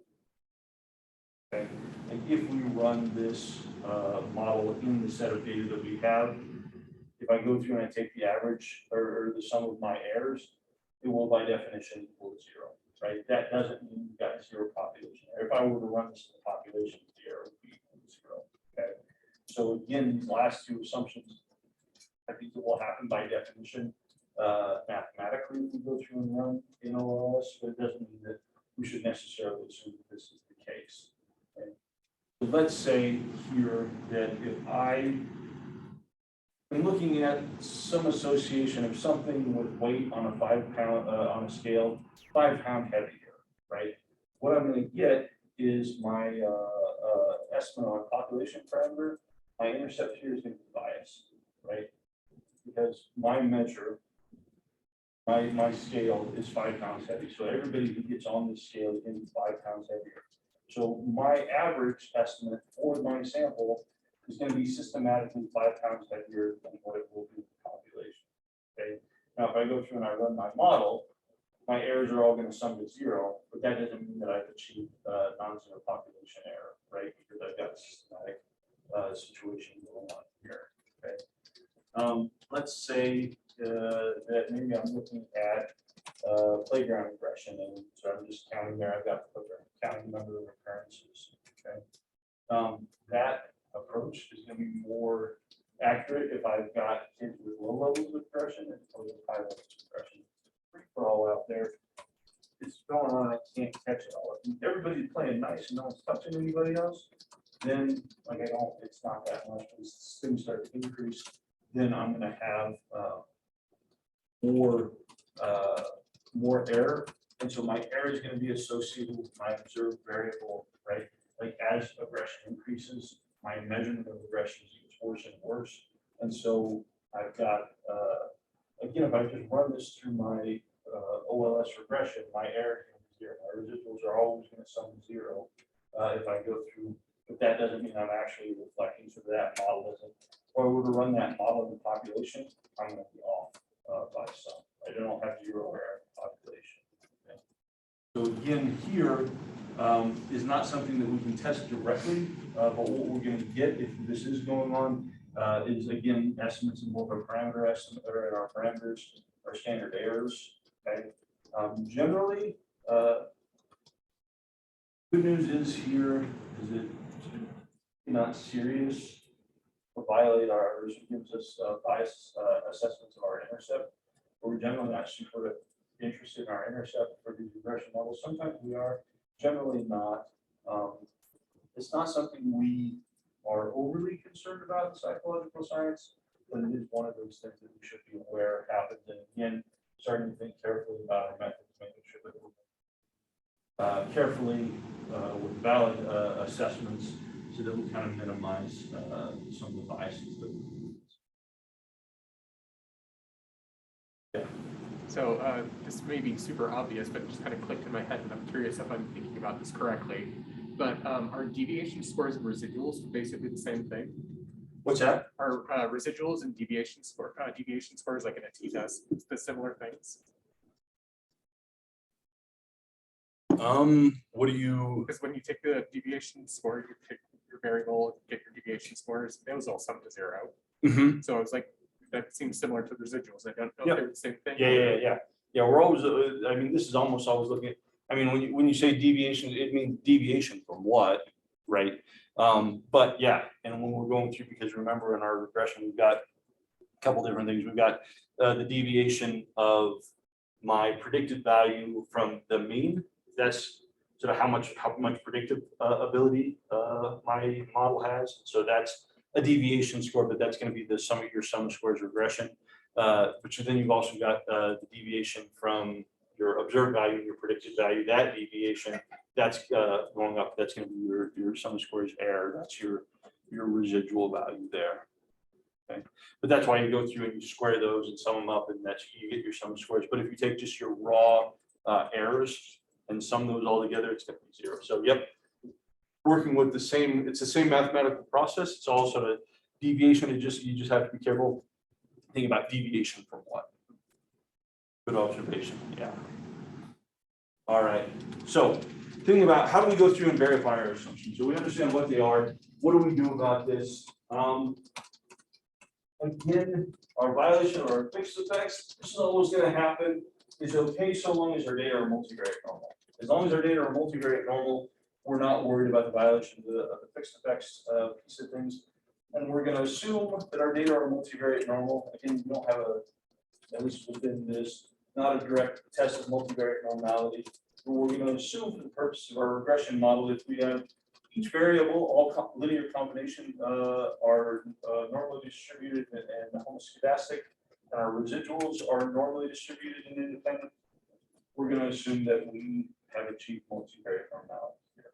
Okay, so you need to be thinking about our linear combinations of each variable. All linear combination variables don't have predictive stuff going on in these, and then sort of taking a look at our residuals. And linearity assumptions associated with normal and homoscedastic errors 2 and 3. We're going to look at residual plots. Go through and take a look at this. We're going to look at scatter plot of our standardized predicted scores by our standardized residuals. Okay, we're going to do a scatter plot of that. So we're going to say, hey, if I take a look at my predicted values and I look at my residuals, do I see that these are my residuals here, that everything is looking linear and looking okay? We're going to look at normal probability plots, histograms of some of these things. So we can go through and take a look to see if violated assumption there. Concerned with independent errors, our fourth assumption, this is going to be limited to, like I said before, design aspects, right? If I've got repeated measures, longitudinal designs, these are situations where I'm going to be wanting to take out an approach that accounts for that temporal autocorrelation. If I have hierarchical data that's clustered, I've got spatial autocorrelation. I get kids with common classrooms, more similar than take from other classrooms. I'm going to go through and probably take a multi-level modeling approach to that so that I can go through and account for some of these types. But all situations we need to be thinking of in terms of how do we go through. So even with some of the stuff that we might not automatically think about, just what we need to be thinking is have this in our heads. So, man, if you're doing a jury research, right? People in a common jury are probably going to have more similarities than so maybe one individual from one jury and another jury, right? So we've got some spatial autocorrelation stuff going on there that we probably need to consider, right? Particularly with these types of things, because it kind of make us happy if we just run this through a standard regression because things are looking okay, but they shouldn't. They're looking better than they should be. We've got correlations shrinking our standard errors that's sort of making things look like they're more reliable than they probably should be. So always been thinking about where we're at with this stuff. Questions? Feeling overwhelmed?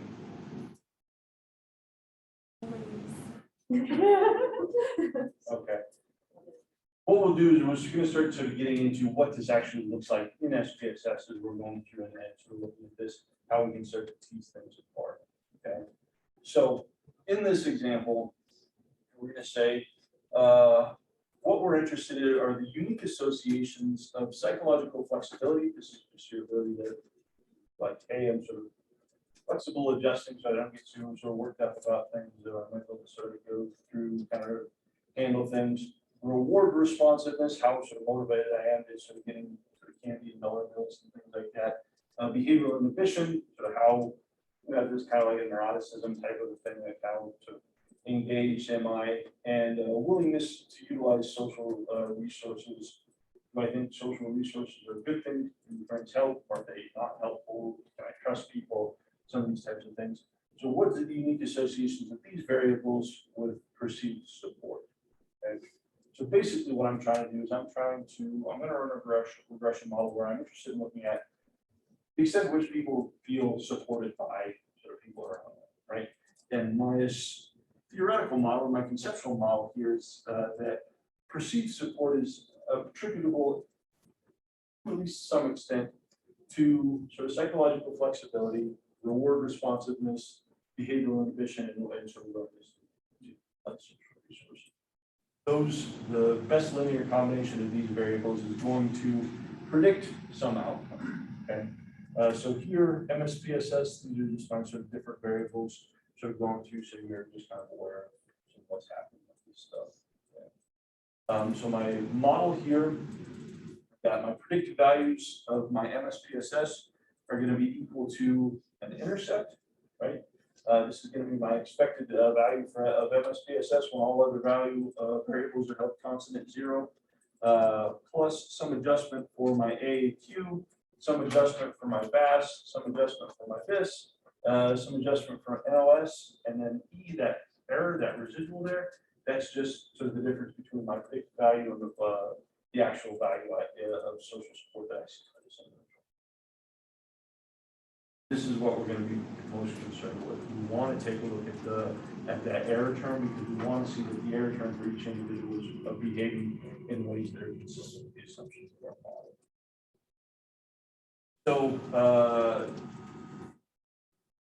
we're going to approach this the same way we've approached everything up to this point, at least to start. We're going to look at accuracy, plausibility of our data, make sure everything's in balance. We're going to look at missing values. We're going to look at univariate distributions, okay? Because we have that violation of our fixed effects, we need to have our univariate distributions to be kind of as normal-ish as possible, right? If they're not, it's going to start to cause some problems. Want to look at univariate outliers. We're going to look at linearity and homoscedasticity of bivariate plots. Okay. Again, this linearity in bivariate plots, looking for going to be essential for multivariate normality, because we violated the fixed effects assumption. But we're also looking for possible specification errors, right? Again, if I see something that's looking weird or non-linear, or suggests that maybe I've not included a variable that's included, this is the type of thing that we should be thinking about as we're going through and taking a look at these bivariate plots. Okay, but most of this stuff is things you've already been doing up to this point. This is ungrouped data, so you don't have to separate things into separate groups, which is nice. It kind of cuts down on at least some part of what you have to do. All right, so what we're going to then do is start to add in stuff that's unique to regression or generalized linear models. Okay, what we're going to do is we're going to request some residual plots. Okay, and what we're assuming is that our again, first, our residuals are normally and identically distributed. Okay, if we've got evidence that our residuals are normally independent and identically distributed, then we've met our assumptions. Okay, if we look at panel A here, residuals are normally and identically distributed. Here, if I kind of look, I see like so everything's kind of clustered on that 0 point on my residual line. I've got some above, I've got some below. If I were to take that, tip it up and look, I would probably see just a nice kind of normal distribution across the whole board. This is awesome. This is what I'm looking for. Okay. But sometimes I see that my residuals aren't normal. Okay. If I take a look at panel B here, right? How do I know, Katie, that my residuals here are not? How would I look at this and say, yeah, those don't seem to be normal? Because if there's not any at the top or above the line either, or there is a little bit, but yeah, most of it is either like at the line or it's below the Okay. line. So if I go through, and again, if I take the average of these, this is the average, right? And for most case, I'm going to be pretty close, but when I miss low, right? I've got a negative skew to these residuals, right? Are they identically distributed? The negative stuff. Yeah. Are my residuals identically distributed? I have problems with heteroscedasticity here.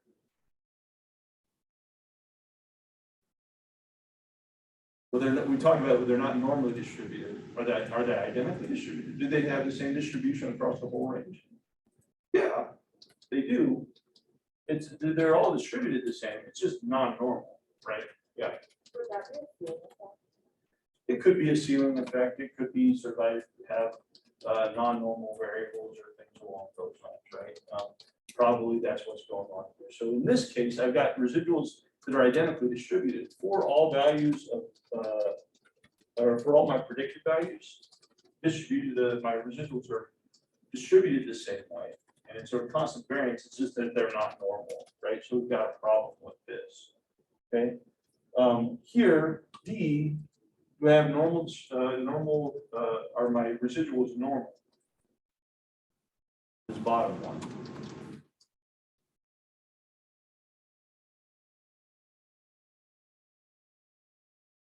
No, I don't know. If I look at this, everything's kind of scattered out, and so things are kind of tight, and then it kind of goes through here, and by the time I get here, things are kind of scattered out and sort of still going out. I would say here, my residuals look like that. I don't have any evidence of non-normal residuals here. But are they identically distributed? No, I've got violations of homoscedasticity, right? Here at the high end, I got way huge variance. Here at the low end, I've got little variance, right? So I'm not worried about the distribution of this in terms of being normal. They look normal. It just, the variance changes, and that sort of distribution gets larger and larger and larger as my predicted values increase.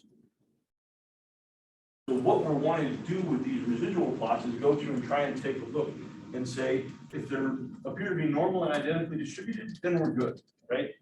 But if I have residuals that are non-normal, which is right here, right, I've got skewed residuals, then I risk attenuating my standard error. My standard error is negative. That's not good, right? I can have residuals that indicate non-linearity, right? Here, I'm looking at residuals that kind of have a very sort of non-linear pattern.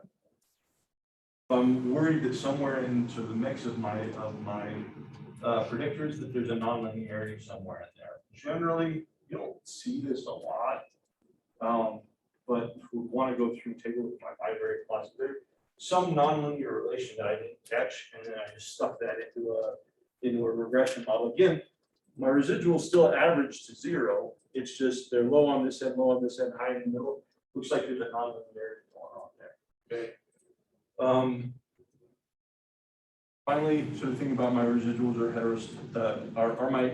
I have evidence of heteroscedastic residuals. Here I risk bias in my standard error, kind of depends on the specific pattern. Okay, so here what I'm saying is I'm saying that my residuals are normal, which is good, right? I don't have evidence of weird skew. It's just the variance of those residuals gets bigger and bigger and bigger as my value. Okay. And so if we're thinking about when do I start to become concerned about the extent of my heteroscedasticity, sort of general rule of thumb, if I've got evidence of a 3 times greater spread at the widest versus the most narrow window. So here, if I look at sort of the spread here versus the spread here, this would suggest, yeah, I've got problems, right? Because this is for sure 3 times the spread down there. I mean, it's a general rule of thumb, but some of this depends on your scaling, right? So wanting to think about, like, at the sort of the least variable part of my residuals, how does that relate to so where we've got the largest spread?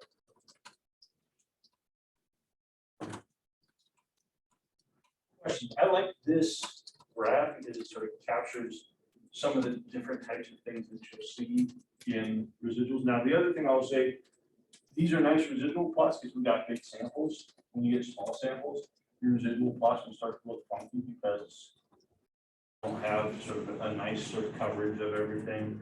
Or if you get data that aren't continuous, we'll see this in the SPSX example we go through. We've got data that are ordinal, and it starts to make the residuals look really weird. But if you've got nice continuous variables, this is kind of what things are different patterns and changes. Are people seeing sort of where we have non-normality, non-linearity, heteroscedasticity within plots?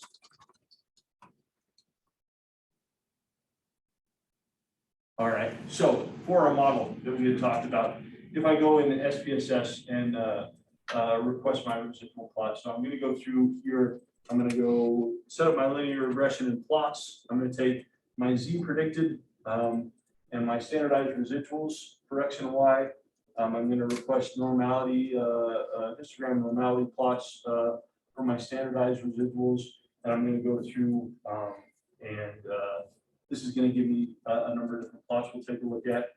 Here's some stuff that we can go through and start playing around and get SPSS to give you a graph that is a little bit easier on the eyes than what it will necessarily do by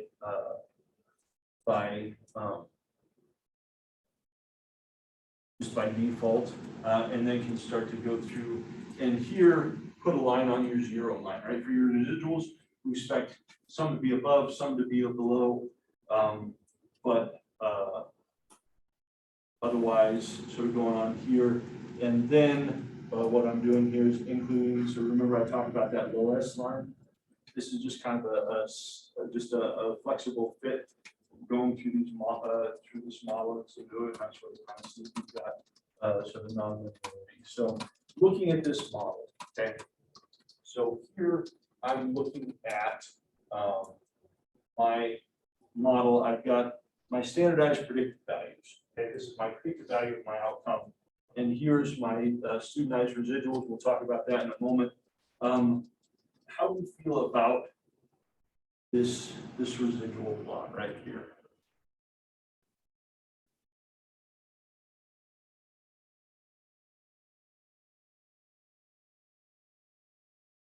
What do you think? Things that you like, things that you don't like? Yeah, it's looking a little fan shaped on the left, right? A little fan shaped on the left, a little bit, yeah.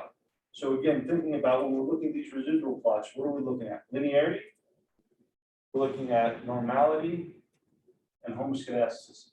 Those are the things that we're wanting to try and pull from this. Does this look non-linear? Josiah says no. Other people say no. Feel okay with this? Yeah. I mean, that low S is kind of got a little bit of a dip in it, but that's just going to catch sort of characteristics of the data. So no sort of real concern about non-linear here, right? What about normality? Concerns about normality? Maybe, I don't know, if I'm just eyeballing this, looking okay here, but I've got something in my data that is looking like sort of the ceiling or a floor effect right here. It's kind of nothing is, we've got a pretty straight line sort of coming down here. And if I start to look again for, now you can't, like, part of this has to do with representation, but if I'm looking here, like residuals down at this end sort of aren't looking so great. Here they're kind of looking all right, but so I might sort of have some concerns about that. So not overly, but it's definitely not something that's looking super nice, right? What about homoscedasticity? I have homoscedastic residuals here. What do you think about it?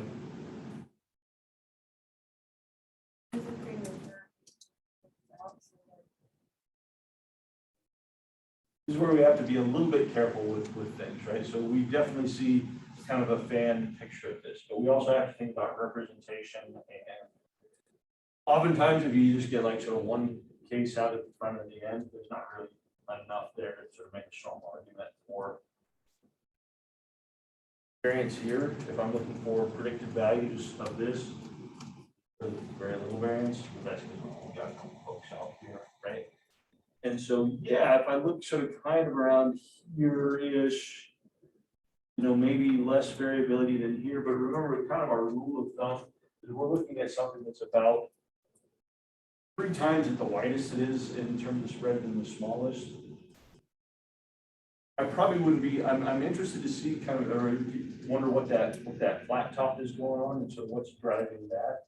That looks like some sort of a ceiling effect going on, at least in some combination of variables, but I don't know that I'd be overly concerned about heteroscedasticity here necessarily. Okay. I mean, it looks reasonable, at least, or not to the point. It's never going to look exactly like it does.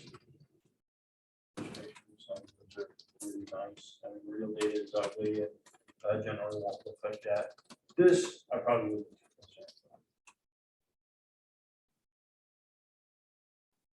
Questions about what we're trying to capture here.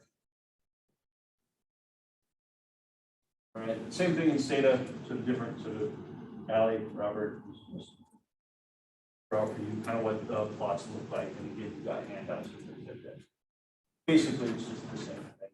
Here in Stata really kind of showing that, just the way it's set up, you kind of see that effect right there. But again,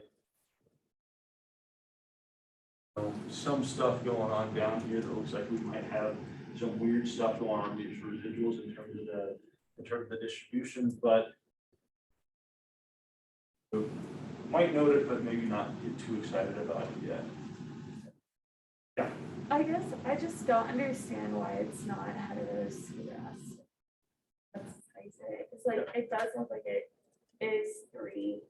Like our smallest kind of the data, which is like on the right towards the end, looks different than like our largest, or where there's the most variability, and it looks like it's more than 3 or about 3.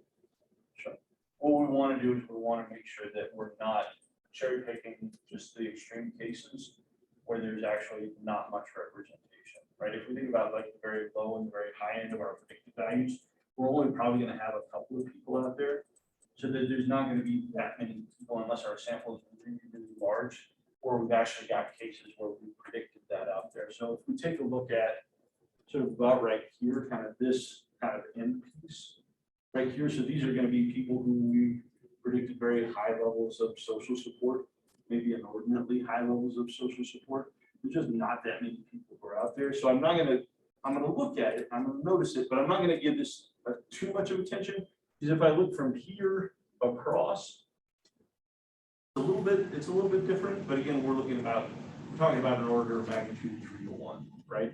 And so what we need to be careful is if I've only got 2 or 3 or a handful of people there at the end, I'm probably not going to get huge sort of variability because there's just not that many people out there, right? And so what I don't want to do is overinterpret this and say, oh, I've got a huge thing.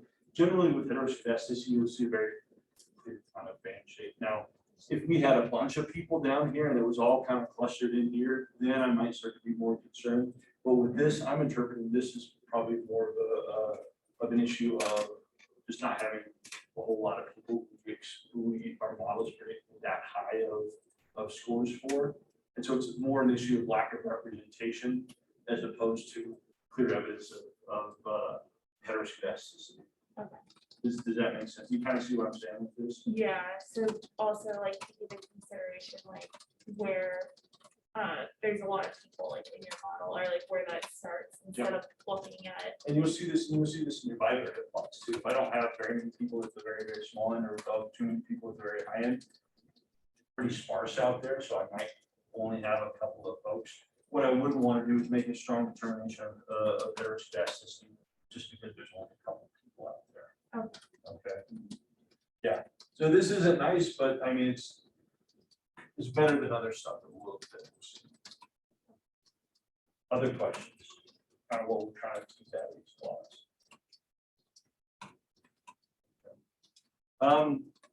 Other thing we're going to do when we're thinking about looking at normality of our residuals. Okay, so here with our residual plot, we're going through, we want to say, just based on this, we want to sort of try and start to get thoughts about linearity, normality, and heteroscedasticity. We're kind of making some thoughts about here. Your residual plot, the big thing that you're going to get out of this is normality, right? Other heteroscedasticity, normality and heteroscedasticity. Normality, we're going to look at some other stuff in terms of that. So if you're looking at your residual plots, okay, we're going to request some probability plots, some histograms. What we'll want to do is take and look at this in terms of seeing normally distributed, whether or not our residuals have normal distributions, right? For our probability plots, values that have a normal distribution are sort of going to fall sort of along this nice diagonal line. If we start to see violations from normality, we're going to start to see deviation. So here, that different plots, you've got a PP plot, a QQ plot. They're just kind of different ways of setting things up. Kind of interpret them the same way. If we take a look at histograms, you understand histograms, so you know kind of how to interpret histograms, what looks normal. If we've got a normal histogram, sort of up like this. This is kind of what our QQ plot is going to look like. It's not perfect, but it's kind of got a few things on the end, but that's looking pretty good. Okay. If I've got something like this, what kind of with this distribution, what am I going to score high on this distribution?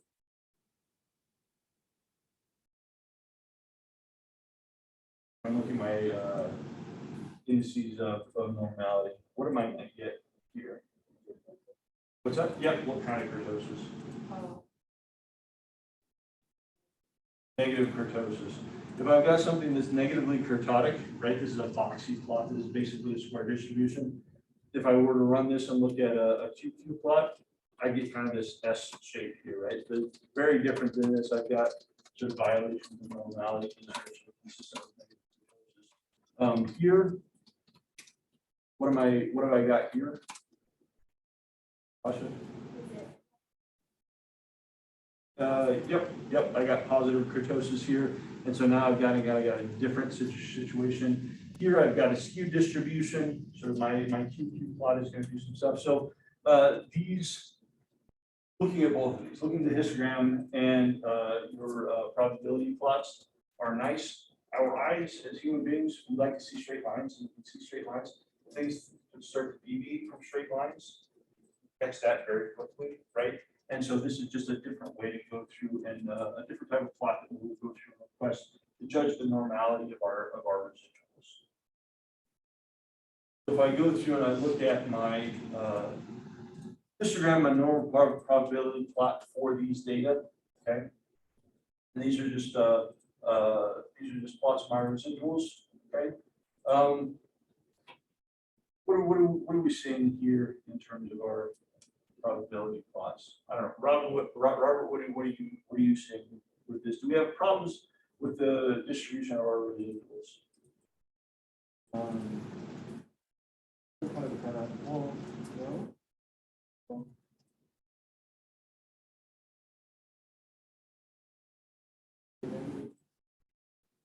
Yeah, we got a little bit of a negative thing kind of going out there towards the back. So we got a little bit of negative skew.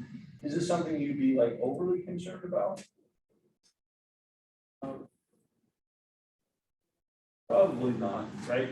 So we do have some negative skew sort of going on in this. And if we go back through and take a look, this is kind of what we had expected from that residual plot, right? We've got some, looks like some possible, sort of some slight negative skew.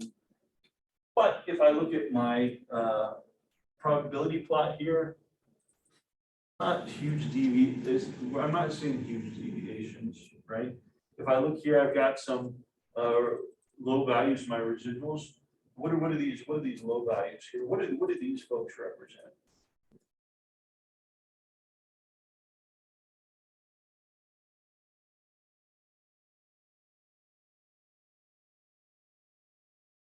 I don't know. Yeah, if you want to answer, Robert.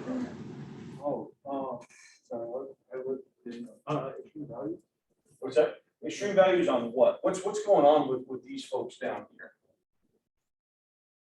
They're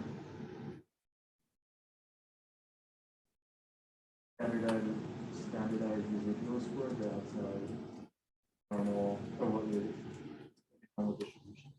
Yeah, they're really low, right? So these are folks that, is my model doing a good job of predicting the values for these folks? No, it's not, right? I missed these folks, and these are, depending on which ones you do, whether it's the observed predictions or which way they're going. I think this is folks we've under predicted, right? So we're expecting these are folks who are scoring minus predicted, so negative. These are folks who had scores that were quite a bit higher than what we were expecting, right? And so all of a sudden with this, I'm going to start to be identifying, so keeping an eye on those folks in terms of are these people problematic? Okay.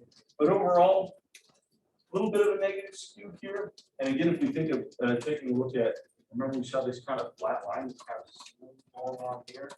We can kind of start to see that kind of a break off right here, and then a couple of folks out here, Katie, those folks that you were thinking like, oh, there's not too much sort of, that's this little cluster going on right here, right? So overall, probably not too concerned about this, but something that I am starting to take a note. Like I've got a pad and paper, I'm just starting to making notes that I'm going through. This is kind of going on, this is kind of going on, so I'm starting to sort of take a look at some of this. But are we subtracting our observed from our? What's that?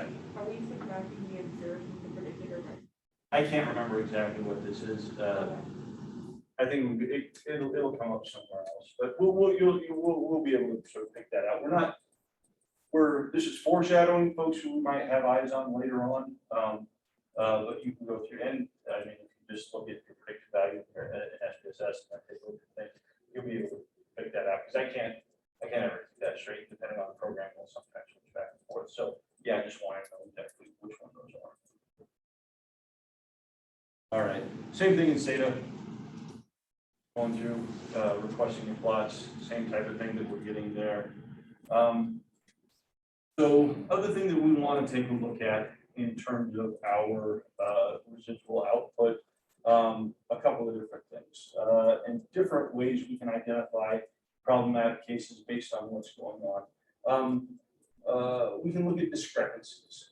Okay, discrepancies are going to be determined by the difference between an observed and expected value of y. Okay, if I'm looking at discrepancies are problems in y space. Okay, here's what I expected.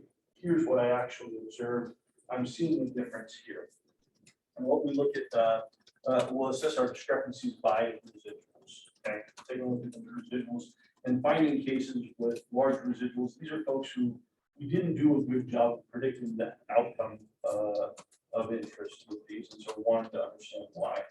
We can also have leverages. Okay, these are the result of unusual values on my predictors. Okay. Leverages these are our multivariate outliers, and we'll have actual leverage values that we can go through and take a look at. Okay. So discrepancies, this is stuff going on in Y space. Leverages, these are things going on in X space. And then we have influence. Influence refers to the extent to which the inclusion, exclusion of some individual case is going to impact my model, individual coefficients, and along these lines. Okay, and so these are all capture different characteristics of our data that we can assess through some residual and regression diagnostics. But the impact of these can be different depending on what combination that we have. Okay, so if I look at panel A here, I've got, here's everybody else, and here's my case that I've identified as having a moderate discrepancy. Okay, because here's what I predicted, here's what I actually saw, but I've got low leverage. In X space, it's not weird, right? In X, it's sort of right normal with what we would expect of everybody else, and low influence because it's not sort of changing my regression line all that much. If I move this out, my regression line kind of, I increase the intercept here, it kind of goes up a little bit, but it doesn't change the slope. It doesn't do much going on. So this is a case in this small plot where I've got a sort of notable discrepancy. So it's got a residual, right? I'm not doing a good job of accounting for this case in my model, but low leverage, low influence. So again, whatever this X score this had is about the same as all these other ones, right? It just kind of sort of brings that line down a little bit. Okay. Panel B here, though, we've got kind of a different situation. Again, my same 4 cases, but now I've got someone who's way out here. Okay. Now, with this case, I have a large discrepancy in terms of sort of what the predicted value would be in the absence of that case, right? I've also got a large leverage because it's way outside an X space of what everything else is, and a high influence. With this in here, I get a very different model than what I have without that in there, right? This is going to be the kind of cases that you are probably most interested in getting rid of. Yeah. Where influence is impacted, but discrepancy is longer term. No.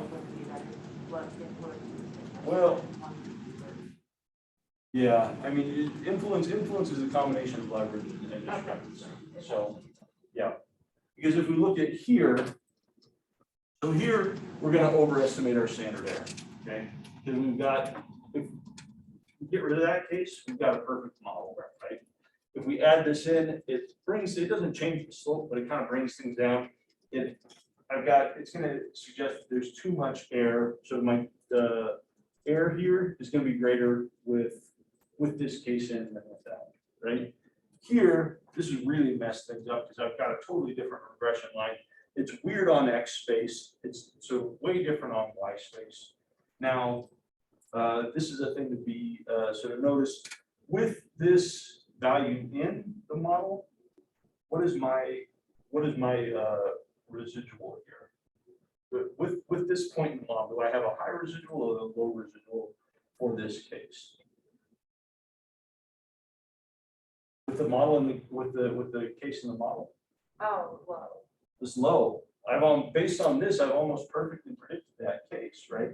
And so if I go through and I take just a look at my residual, am I going to identify this case as problematic just based on the residual?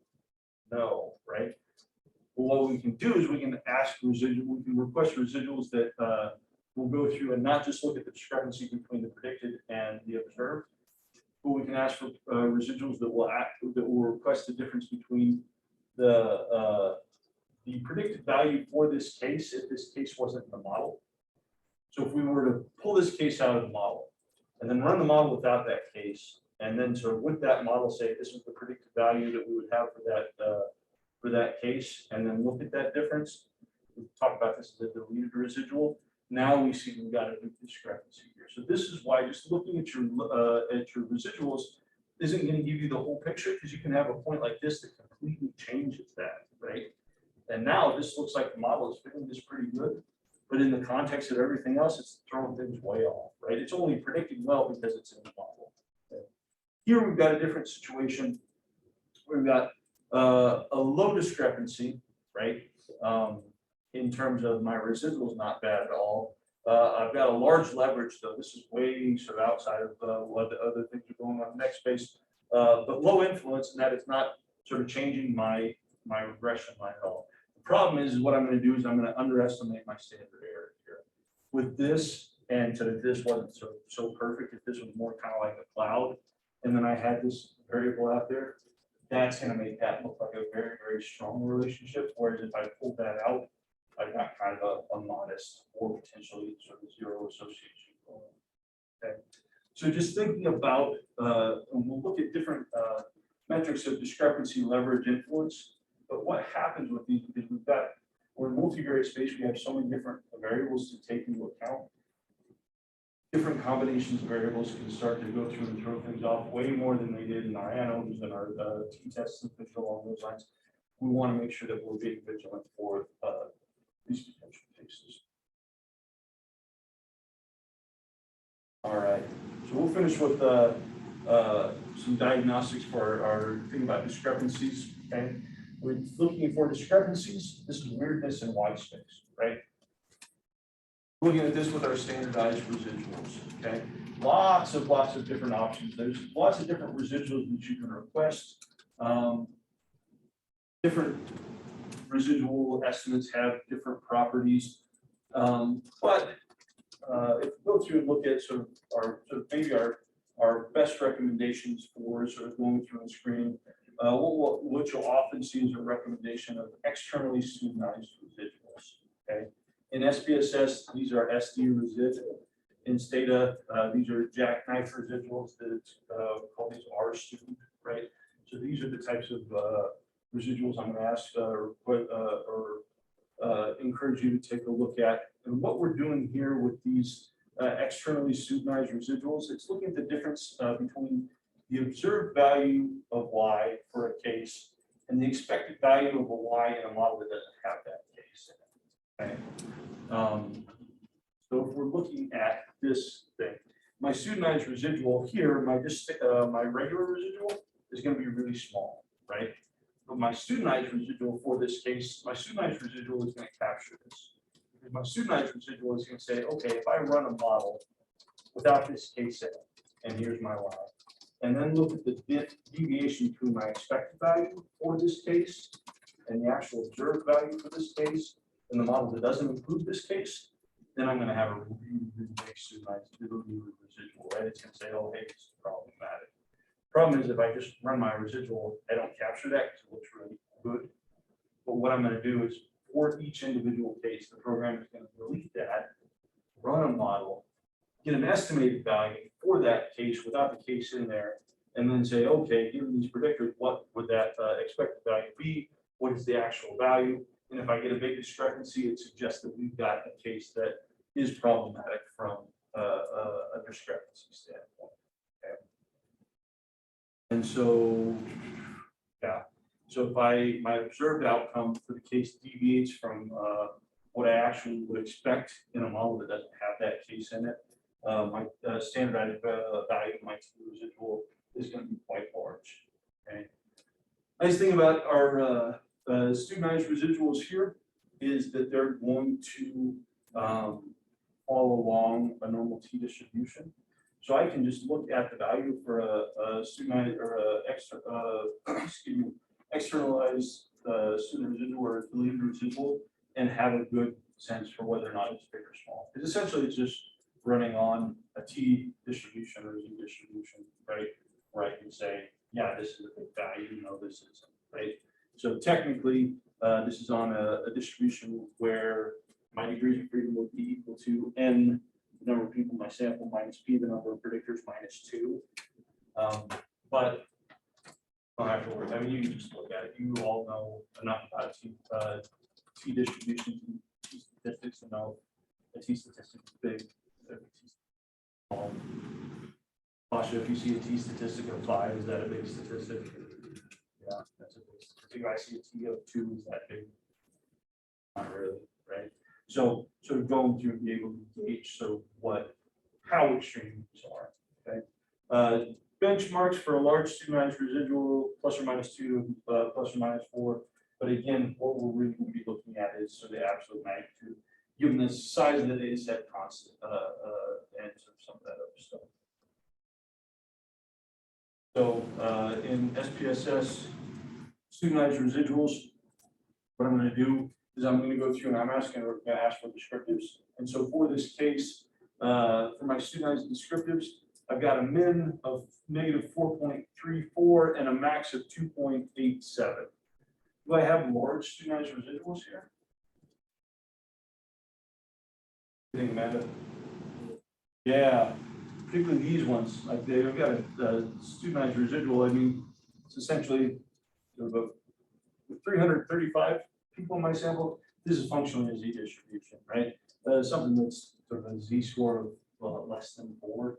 That's big, right? And if I go through and I plot these, here is my box plot. Here is my histogram. I'm seeing that, boy, these folks down here, I've got a bunch of people who, if I were to pull those cases out of the model and then run my descriptive and run a residual on my expected value of this case out of the model versus what this case actually observed. Got some cases down here that are starting to look problematic. If I look at my box plot, it looks like 291, 364, 292. We've got kind of a collection of cases down here that might start to become tricky. Maximum, I don't have sort of too many things on the other side, but it's looking like I've got some folks that are going to be, that I will probably identify as having sort of large discrepancy values. Right? There are folks that we're not accounting for well in Y space.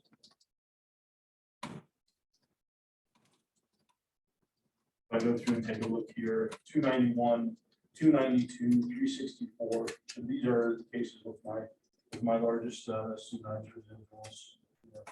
And so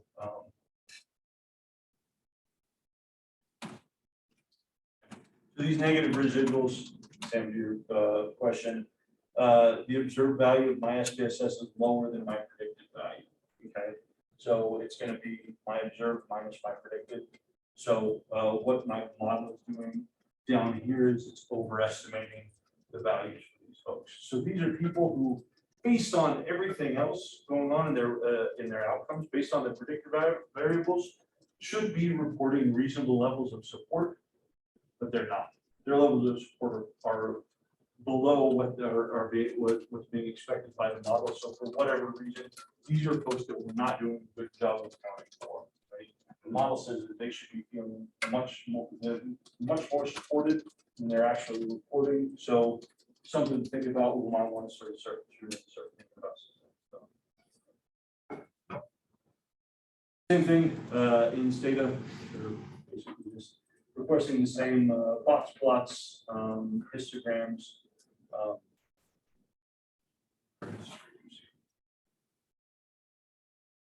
So We don't need to get into leverages here. We'll save that because that sort of gets into multivariate space and multivariate outliers and things along those lines. But any questions? Okay, cool.